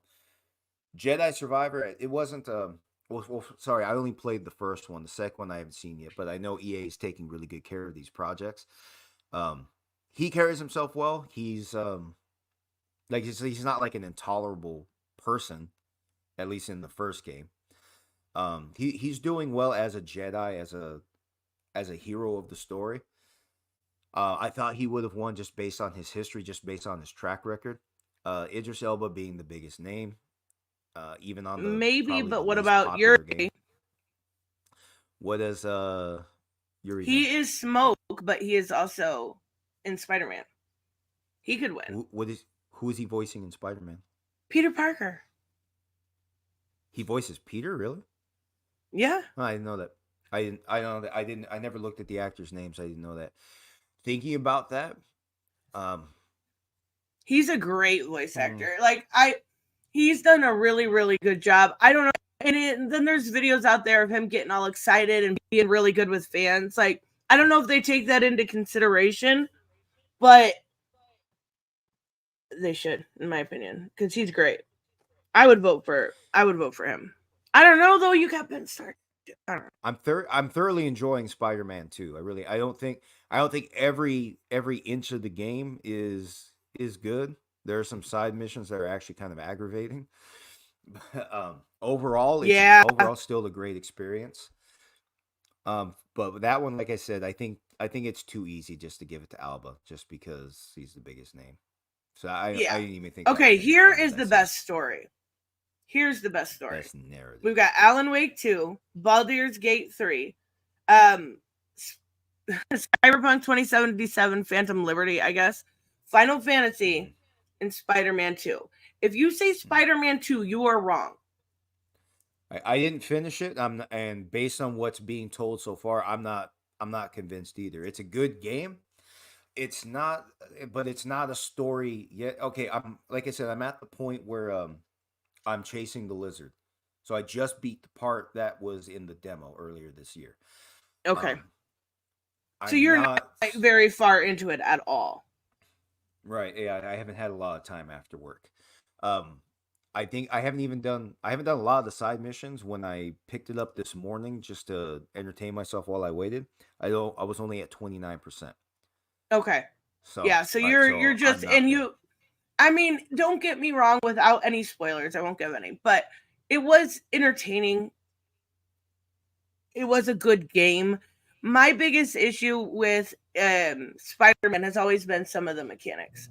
And it's why I don't enjoy it as much as I enjoy something like Arkham Knight or, the Arkham series in general. But as far as narrative goes, if we're actually talking about the story, there's no way that should win over Final Fantasy. I'm sorry. Yeah, the story of Final Fantasy was incredible. But I agree that the Spider-Man story being told, it's a fun story, but it's not a gripping story. Like I said, it's not a gripping story. You're not telling me why I should love being Spider-Man. You're telling me it's like you're telling me a story about the day-to-day life of Spider-Man, but you didn't highlight something that makes me feel like it doesn't remind me of why I appreciate the hero. Then this is a similar problem that it's even gone on in the movies. Spider-Man's a very fun character. Games or movies, you can get a lot of money just putting the Spider-Man name on the project. Oh, absolutely. Good morning, but you can tell a good story with Spider-Man. He's got a good origin story. He's a good. They're not giving him much of a struggle. They're not challenging the hero to make decisions that prove he's a hero. Not much. He's just going after the bad guy. So I think that's a really good way to put it. They give him very easy decisions, like black and white decisions. They're not giving him where that gray and nuance area sits. Right. They're not making him to challenge himself to hold his own principles true, to hold himself up, stand by his own postulates. They're not challenging him. They didn't do that in the first game. Miles Morales didn't get any of that at all. Basically, facing facts, Miles Morales is just the Spider-Man Peter Parker story retold for the most part. With his uncle instead. They're both with uncles. Dad. I never realized that. Yeah. No, Miles lost his dad. He lost his dad and his uncle's the bad guy. Okay, yeah. Yeah. So, but in essence, it's the same. And keep in mind the Spider-Man story. How you doing, Albus? Keep in mind the Spider-Man story is essentially it's very similar to the Batman story. Wait, and that's not a bad Right. thing either. What the hell was his name? The old man. Well, anyway, the guy that Who? wrote Spider. Stan Lee? Uh-oh. Yeah. Sorry. There you go. There you go. Say Stanley. Yeah, but Stanley did a good thing with the Spider. Obviously, he was inspired by the Batman story. That's not a bad thing. Right. I learned that from Marilyn Manson, of all people. Oh my God, what? You No, learned watch something this. from Marilyn Manson? He's actually, when he's not hopped up on Ajax, he's actually a decent human being. Okay. He was a guest at an art class in some university. Like MTV followed him around for a little while, and they caught this. He was commenting to the students saying that art is something, basically saying art is something that you take from the art of others, but then you make it your own. It's supposed to be something that inspires you, and that's what Stan Lee did here. He clearly looked at the Batman story. That was first. It was way before the Spider-Man story. One was 40s, one the 60s or 70s. And that's what he did. He took from that and he did make it his own. Like the bare minimum points are there, but it does play out differently. Right. And he made a character that's inspired in a similar way, but he's still telling his own story at the same time. It's not just copy and paste. It's not just changing exteriors and giving us the same character in a different way. It's really not. Like he did give us something distinct. And that's fine. That's what it should be. Right, exactly. There's nothing Make wrong it your own. Right. But here's the thing. At the same time, they were giving us a character, and then this is something they should lean on more. I don't think a lot of people know this. Spider-Man is Protestant. Did you know that? I had no idea. I should have known that. Peter Parker, yeah, is a Protestant family. And there are some things that they could have actually integrated. They could have integrated his religion without even changing the character. But look at the guy. He doesn't kill, right? Thou shalt not kill. That should be obvious. See, you could even borrow from that a little bit. Give us some kind of dialogue that explains what's driving this guy. Just by a quick example, so we can move on to other things. And they're not doing that with Spider-Man. They have not given us that with any Spider-Man movie. They have not really given us that in the game. They gave us a good guy that obviously wants to do the right thing. They don't tell us a lot about what goes on in his head. They show us the struggle of balancing his personal life and what he believes is his moral obligation to save people. But it's not so well explored that we are like growing attached to the character. I'm growing attached to the gameplay. And the gameplay is great. I replayed the first game when the PS5 update became free. So if you oh no, the PS5 game, I'm sorry, not the update. The PS5 version of the first Spider-Man game. Okay, yeah. It was $10. I got it for $10. So I replayed the same game I've already played a dozen times. Looked better, actually did play better, and I had a great time. Now, if you want to ask me if you were going to use any of that, any of the past movies, any of the past games to highlight what makes Spider-Man a great character, it's not there. I can tell you what makes him a good character, a decent character. That's all over all these movies. But he was not made into a great character with anything that we have seen from Sony in video games, in movies, and from Marvel's movies. It has not been done. So if Spider-Man were to win Spider-Man 2 were to win Best Narrative, I don't think they're just not even trying. You're actually making a lot of good points for not only video games, but it could be also my struggle with comics, right? I've been open about this. Obviously the trajectory of my channel has changed in the last year and a half. I've done a lot more gaming because it's fun. Like I enjoy it more, right? And the problem is what you're saying right now with comics also. We're not getting a lot of reason to like. There's characters that I love that I just love because I grew up with them and I have my bias towards them, like Harley or like Catwoman. But we're missing a lot of that true storytelling, and I don't know if it's the writers, if it's who they're hiring, if it's the lack of creativity, but something needs to change. Or I'll say it's the big dogs investing. It's Warner Brothers, it's Disney. It's become very corporatized. Right. They're trying to sell you the look, because in any project, gaming, movies, novels, even, they want you to sell an image, because promotion is the vast majority of what you're doing. You can have a bad singer. If the promotion is there, then you could have someone with a modest singing voice, or even someone that can do some notes and some, does some notes correctly, some notes horribly, and you can still sell that person because you can promote that person. Usually it's the image. Like it was an RB singer, Maya was her name.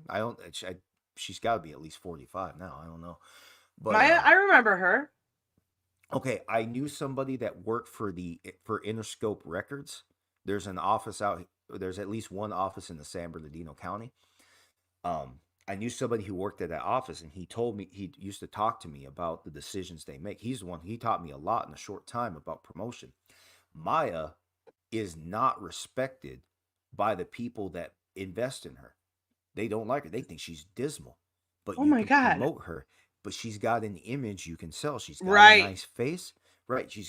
And you can put that on a cover, and enough people like her that they feel like the Interscope Records was getting returns. So it was worth the investment. It's not because they liked her music. It's not because they thoroughly gave a shit.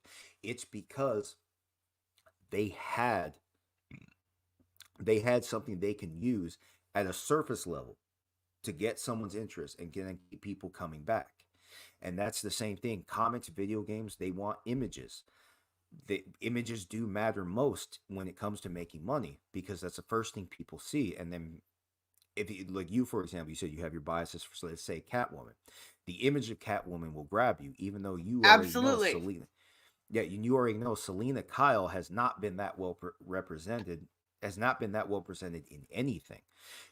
And that's the thing. Selena Kyle has a good story. I don't like Catwoman. I actually like Selena Kyle because she has something to say. Catwoman has mainly just been the artist showing off. The femme fatale. Yes, absolutely. The giant purple costume with the tiggle bitties. Right.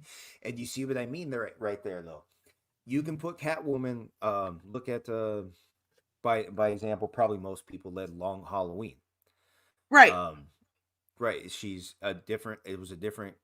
The costume she put on was weird. It gave her really pronounced features. Nobody really cared about that. But that's the thing. You see something like that, you have an idea of what you're supposed to be getting. You anticipate. You know Catwoman, you like the character. You're mostly going to get her kicking ass and whatnot, right? That's mainly what you're going to get. The essence of Catwoman, or Selena Kyle, that's not really the part that gets highlighted throughout the comics. And in any of her movies, or any movies where she's been featured, that has not been the emphasis. No, and I think the Batman did a better job than most, but it still was just like, oh, I have a bad daddy. My life is hard, right? Like, I understand I try over and over, and I do try to give comics a chance. And I know Figure Drawing says focus on the art. I do a lot of the times. He says the big two have the best art. But here's the problem. I'm seeing the same stories over and over again. So I don't go to the big two when I want to read something good. I go to the indies. Like, I read a really good book a few days ago called Red Light. And I think it's AWA or Boom. I'm not sure. It's literally something I've never read. It's a combination of like Detroit Become Human and sex workers. They're android sex workers. But they actually have, it sounds stupid, right? But they have a story. These androids have a story more compelling than a character like Selena Kyle right now. Tell me how fucked up that is. That's ridiculous. Well, that's like we were saying earlier. Maybe the problem is there's a problem because people don't want to make the mistake of retelling a story that's been told before. People are looking for something completely fresh, and it's getting hard because, like I said, it would seem like every story has been told over and over throughout history, just in different ways. And modern writers don't want to take chances. In my mind, Invincible is the Superman story that has always needed to be told. Yeah. At least insofar. Remember, I'm following the series. I didn't follow the comics. Please, no spoilers, guys. Yeah, no spoilers. But that's part of what grabbed me because I knew right away. The first clip I ever saw was Nolan executing all the Guardians, and the first time I saw it was because that's such a shock at the end of #1. But here's the thing. I saw that out of context. I had no idea what I was getting into. I started watching clips, then I watched all of episode 1, and then in context, it was still just as gripping. Yeah. Because why? Because you had an image that grabbed me. It was the vulgar display of power. This clearly, and again, I got all the references that were going on, the Flash reference, the Batman, everybody. Right, you see all that, even the bad Aquaman, for fuck's sake. Oh my god, the reverse Aquaman where he's actually a fish. It's so good though. Hi Bianca, how are you? Yeah, I'm Tristan's Bianca. Attorney. She's screwed. I'm giving up on her though. But anyway, so I get all the references, right? And that's the image, the violence, the image from something familiar, but obviously modified because it's somebody else's story. And then what did I do? I went back and I watched the whole thing. And I was actually even still just as impressed the second time because first there was the superficiality, the vulgar display of power. Yeah. Then I went and understood that vulgar display of power. And twice I was sold. I was sold and then resold. Okay, and then you get that mystery. That's what happens when you right? have the right motives. Yeah, the mystery, and then the mystery of what's happening next, where this is going, and all that. And that's what happens when you have the right motives. And that's why this story is really the Superman story that needed to be told, because facing facts, Superman wasn't supposed to be somebody that's within the realm of criticism. Really, he was supposed to be somebody that was more perfect. But like I said, when our first 2-hour conversation, Superman, I think Superman, there are problems with the character because in truth, if he had that kind of power, I don't think he would have been that guy. If he was really something that powerful, that was always my conclusion of the character. No, in the best and the worst thing, the best and the worst thing about Superman is that he makes the correct decision every time. So it's very, very predictable. Right. And but at least here's what I was getting at though. What you have here, the guys that created Invincible, as far as I can tell, they were willing to take a chance in storytelling that DC wasn't allowing, or maybe other writers really weren't willing to do, because there was something established that could be a big thing. So you don't want to take too many chances, because if it's too different, what does that do for the regulars, the common audience? Right. So by giving it a fresh look and then giving it's basically what they did. I don't want to call Invincible a ripoff, because it's clearly but it's obviously something inspired. It's playing homage to it, right? Like playing respect to it. But here's the thing also. I do feel like the audience has shifted. So there was a time when telling stories about being near perfect was what your audience wanted. Now your audience wants the more gray area, right? The more Invincible, the more boys story.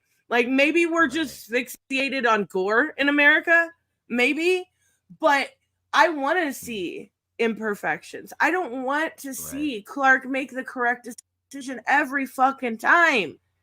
It's not gripping or compelling. Robert, thank you so much. I assure you, DC still has great writing. You need to get caught up on so many of them. Batman and Robin. Yeah, I'm on like issue 1. Green Lantern War Journal. Not gonna read that. I read the backup story. It was terrible. The Flash. Okay, the Flash. I'll give you. Speed Force. Wait, the Flash, Speed Force. Are those 2 different books? Oh my God, am I that far behind? Superman, Sandman. I have been reading Sandman. I don't let my Sandman go. World's Finest, Teen Titans, Action Comics. There's so much good there. See, but that's another issue there, right? Because I'm not a big Superman person. In the stories they're telling with Batman right now, what? What is it? What? You're not. It's not so sold. like it puts you to sleep. It's so Detective Comics has been boring for a year. They've been telling this story about this rich family. Okay. All right, I'm just gonna go to sleep instead. Like I don't know. There is good books. I don't want to say that there's not. Nightwing's really good. I've kept up with that. I've kept up with Sandman. I've kept up with quite a few books. I'm not saying that. I'm just saying I used to be able to read everything, nearly everything from DC and be entertained. A year, 2 years, 3 years ago. Even think if you can think to what's been good in your mind so far. Do you think good books are just not good enough? Maybe. Or they're just not taking, like one big thing I said about DC is they refuse to take any chances. They want to keep going back to status quo. They don't want to tell a story where, like, you know, there is actual consequences. There's never any actual consequences. Even for all of Tom King's faults, at least there was consequences to what happened with Wally West in Heroes in Crisis. At least there was consequences to Alfred dying in the Bane stuff. There just hasn't been anything like that. Reese said comics are booming. Shut up, Reese. Nobody had to say you were right, but you might be right. Let's try this. We know Batman doesn't kill, but let's say he accidentally killed the Joker. Right. Give me a reaction. Wouldn't that be something different? Okay, we've actually had a similar story with Wonder Woman killing Maxwell Lord, and that was gripping. That was it was good. It was, you looked at that story and the fall. It wasn't just that part of the story, right? It was the fallout that was so good. We need something big, and like the only way I think they can do something big is if they, in the nicest way possible, they get a new writer. They get somebody on board that's willing to take the chance. But because they're so corporatized, will they be allowed to take that chance?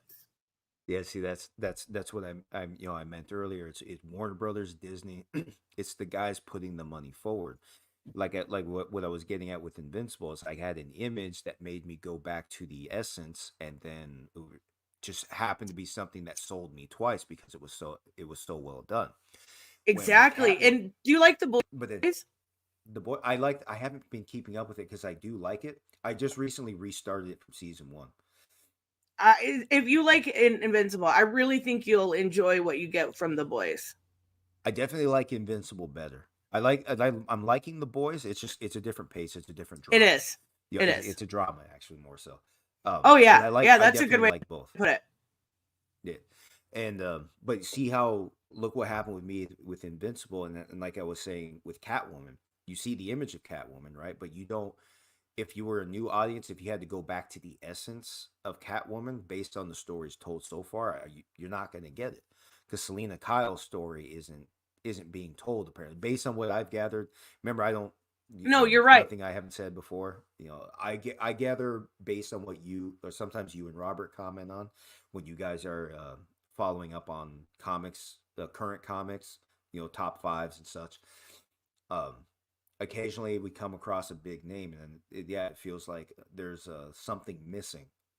It feels like the image of something that was already told past is just being repackaged. I don't even know if repackaged is right, but it just feels like it may be repackaged but not done as well, and that's the issue too. Right? Even if you're telling a story that has been told before, you're not doing it as well. Right.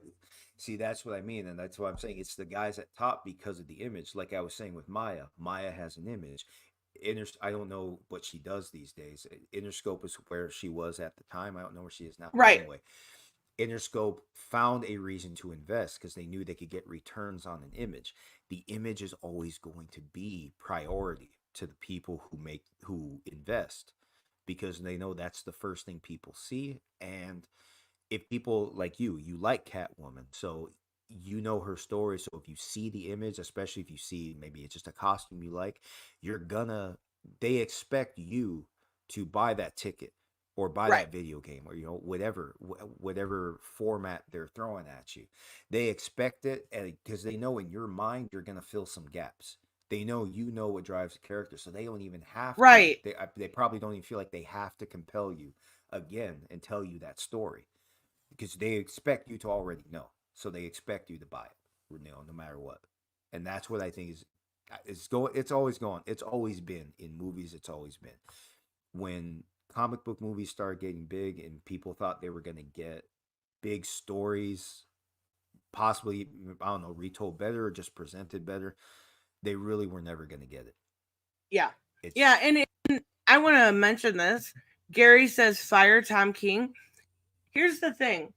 Tom King is actually one of the few that are telling different stories, right? Like, he took Supergirl off planet and gave her own kind of westerny intergalactic story. He made Adam Strange a warmonger and a terrible person, and it's different than what we've been seeing. He's gotten Wonder Woman, which is a book I'm reading, to a point where Amazons aren't even allowed in America, right? Like, he's taking the chances. At least there's one person willing and out there to do so. Even if we don't always like the results, at least, like, to his credit, he's trying. Mm-hmm. No. I don't know. Okay, so we got complete. Well, your internet cut out real bad for me. Sorry. Can you say that one more time? Your internet cut out real bad, at least on my end. No, I just said Tom King is one of the few that are taking chances, and at least that's interesting and new. Right. And I feel like he gets a lot of shit for it, but also at the same time, some of his stories are the best being told right now.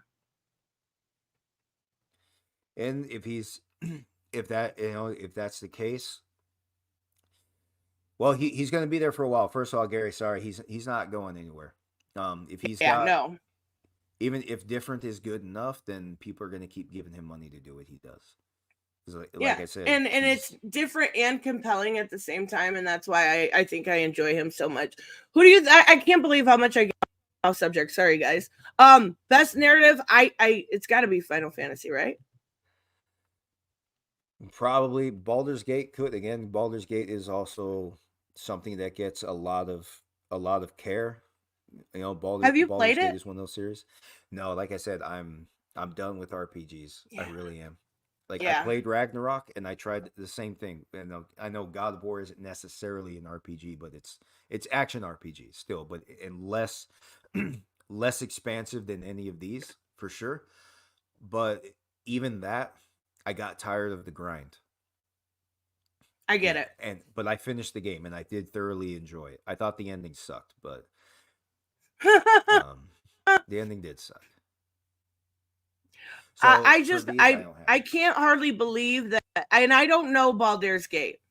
I don't. And I know a lot of people say good about, I just can't believe how good Final Fantasy was. So maybe I'm wrong here, but I don't think so.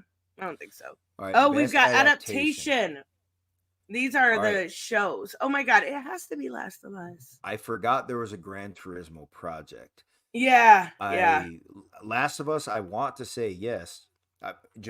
Especially because that's the one I watched. Twisted Metal, I haven't watched, and that's the thing. Based on the tone of what I have seen, I don't think so. I think they could have done more if they actually took it as far as they really have. For those that don't know, Twisted Metal has always been kind of it's always been a darker series in gaming, especially with Twisted Metal Black, which came out on PlayStation 2. Christ, you got to watch some of those endings unfold. Okay, I won't spoil any of that here, but it's some of the most morbid stuff I've ever seen is right there. For Last of Us, between Last of Us and Super Mario Brothers, that's be interesting. This is one of those, again, this is one of those reasons I don't Mario really like Brothers award might shows. get it. Yeah. See, Did you see the Mario Brothers movie? I still haven't seen it. I forgot about it. Oh, it's really fun. Who's hosting it right now? I think streaming services have it. I don't know, but I mean, you could always use like F movies or something. I'm just saying. I'll look it up. My buddy's got a Fire Stick. I'll probably just watch it at his house. But yeah, again, it's really enjoyable. Just like you have Idris Elba, he's nominated specifically. It's in their interest to just give him the award just to bring attention to their award show. Why? Same thing I said before. Peacock has Mario. Thank you. Okay, yeah, and Peacock also has Twisted Metal, I'm pretty sure. Yes, it does. I'll actually give that a whole look. I've watched some. I watched some of it on YouTube, but as far as between these two, Chris Pratt, the bigger name, it's in their interest to give Chris Pratt's project the award because it brings attention to them. Just like Idris Elba, he's going to get the award because it brings attention to this to Variety's opinion on things. So it's all about them. So that's why award shows are just such a weird thing. It's just all about winning over opinions. And Raymond said Castlevania Nocturne was really, really good. I have heard I think that's on Netflix too. I didn't see, but I know Castlevania is one of those series that people absolutely love. Like once love. Yes. Yeah. Yep. So that's gonna be interesting. Best game direction. See, it's all the same games. It's all the same games. Okay. Best game direction. I don't know. Now, I want to show you guys how fair I am because I like Spider-Man. I'm a big Spider-Man fan. I really like the games. There are issues with the story told in Spider-Man 2. I wouldn't give him an award. Okay. I can agree with that. But possibly Zelda, because Zelda projects are usually you also have Alan Wake 2. I don't know. I saw you play Alan Wake. That was a lot of fun to watch. Oh my God, no, I will not. That game's not fair. It cheats, and I was on easy. That's the thing. I don't understand. It was hard. You kept walking into something like there were these flares in the grass in the dark. Yeah, and the problem was you have to keep it lit in order for these things not to attack you. But I don't work well in the dark, in the creepy. Like horror games to me I just can't handle them. And I get such bad anxiety and I just kept running it off the cliff. We're getting close to cut time. Do you want to touch on the Eric July situation one more time? Do you want are we wrapped up? Or do you want to just save that for an entire stream by itself? All right, we'll like this was supposed to be, but we added it. Yeah, we'll do that as an entire stream. I know. I'm sorry. There was a lot of stuff though. We didn't even get to the Comicstorian and some of the other stuff, but I'll keep people teased for the next stream because I actually think Eric, if he gets the right defense with the right arguments, he can get this dismissed. Not win. And I'm gonna disagree. So this will be a fun stream. This is going to be fun. What? Wait, hold on. Hold the phone. Reed said something was good. It must be really fucking good. That is interesting. Yeah. Twisted Metal must be awesome. Right? That's what I'm saying. So what's the difference between best game direction and best game of the year? I think game of the year is an overall award. That best game direction is based on was it directed well? Because remember, game of the year is okay. This is also what I was getting at when I was talking about stories, awarding stories separately because gameplay matters. RPGs are very repetitive. So if you're going to give them an award because it's a good story, or game of the year because it's a good story, well, I can't stop you. I wouldn't if I could. But if you wanted to be the guy or girl that's going to comprehensively review video games and tell us what makes them compelling to other gamers. You have to separate gameplay and story. Right. Because ideally you Definitely. have both, right? Yeah, because ideally you have both. You can look at older RPGs. They told very long stories. They were 40 hours of gameplay on the average RPG on the first PlayStation years back. I have no idea how many hours. It's probably Oh, they can, yeah. more or less 100. I would imagine by now. But that was back then. Now the gameplay is fairly simple. The turn-based style RPG, you have to know your resources before you end up in a fight. You got to know what's going to work for you. They introduce different elements, fire and ice, by example. Some things may or may not work. There's a lot of planning goes into it. But reviewing that is very different from reviewing a story. You can get a movie critic to review a story, but you can't necessarily get a movie critic to review a video game. You have to understand what actually keeps people coming back for more. Replay value, perfect example. You and I were talking about Street Fighter and Mortal Kombat. Sorry you lost that one, but also facing facts. Smash Brothers, actually, if you were to ask me the best fighting game, I actually would say Smash Brothers, not because of the look, the overall feel of the game, the simplicity of it. It's something that anyone can pick up. It's something that anyone can have fun with. The best games I have enjoyed since getting my PS5, most Spider-Man 2 now, okay, that's the first one I paid full price for. Oh, Ragnarok. Okay, so Spider-Man 2, Ragnarok. I paid full price for both. Thoroughly enjoyed both. Still enjoying Spider-Man 2, but most fun I've had has been in video games that were not full price. Okay, Shredder's Revenge. I talked that up to you a lot because it's a fairly simple game.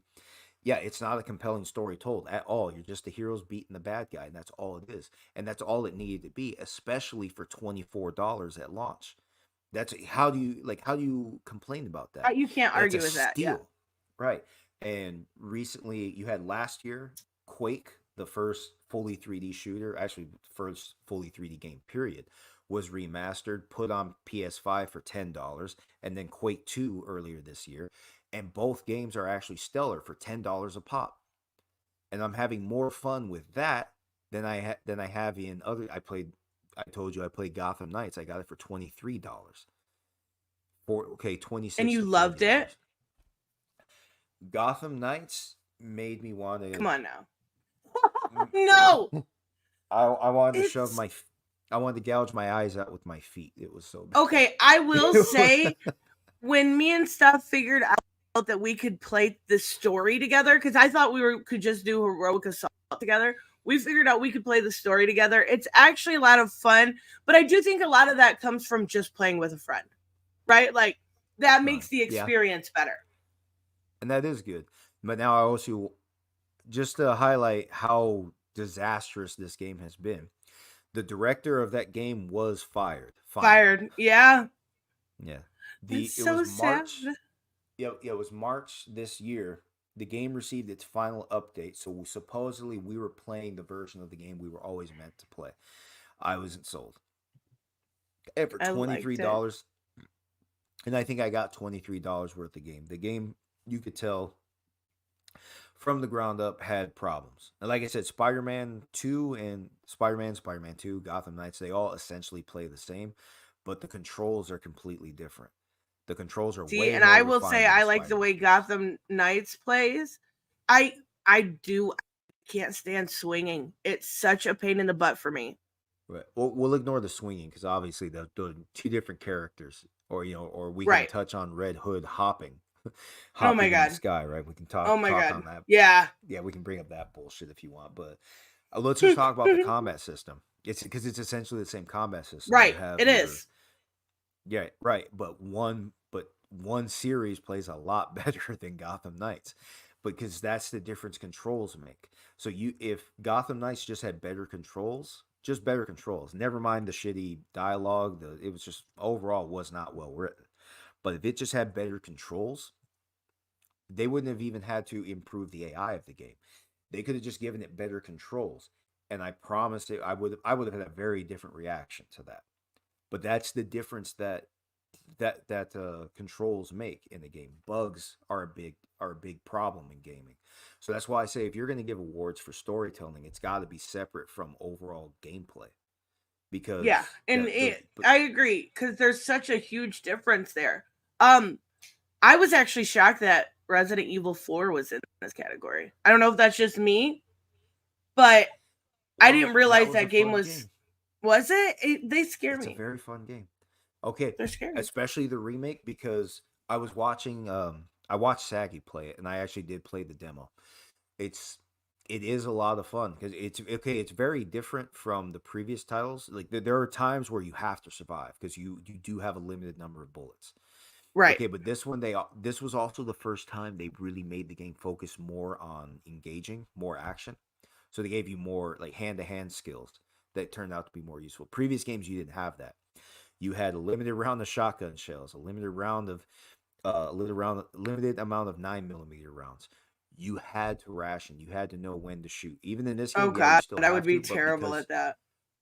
But also because in this game, because you can engage more, it balanced differently. So you still can't just go, fire everything you have and beat the game. You'll lose in no time because you will.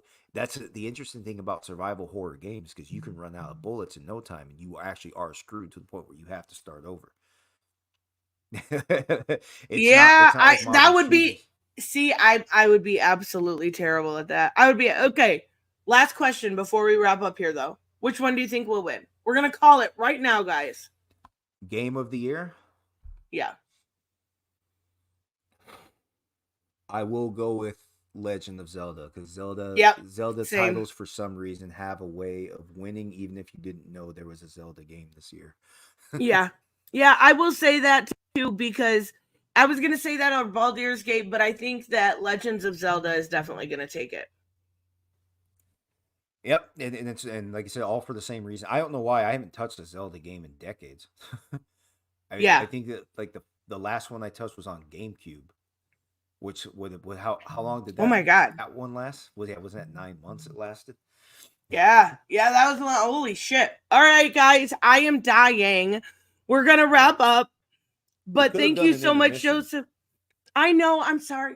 I always hate like saying hold on a second. I always feel bad, but we are gonna do the focus on the Eric July stuff. We just had a lot to cover. We didn't even get to it all, right. But we are gonna do a focus stream on that. If you want to do that Monday or Tuesday, I'm all likelihood going to be open. Overtime is getting cut because of the holidays. So Monday or Tuesday, I'm gonna explain to you guys that even though Eric is making some bad decisions, he isn't necessarily screwed. We'll go into that in detail at the next stream, but it's just going to be kind of frustrating if you have any biases against Eric July because he actually does have a fighting chance in this. Okay. No, I'm just fighting chance. I'm just kidding. No. All right, guys. We will. Well, how about Tuesday? Because I usually stream with Steph Monday. Okay, Tuesday. See you guys Tuesday. Thank you, Tristan, for letting me on. I'll see you next time. Bye, guys. Thank you so much, Joseph.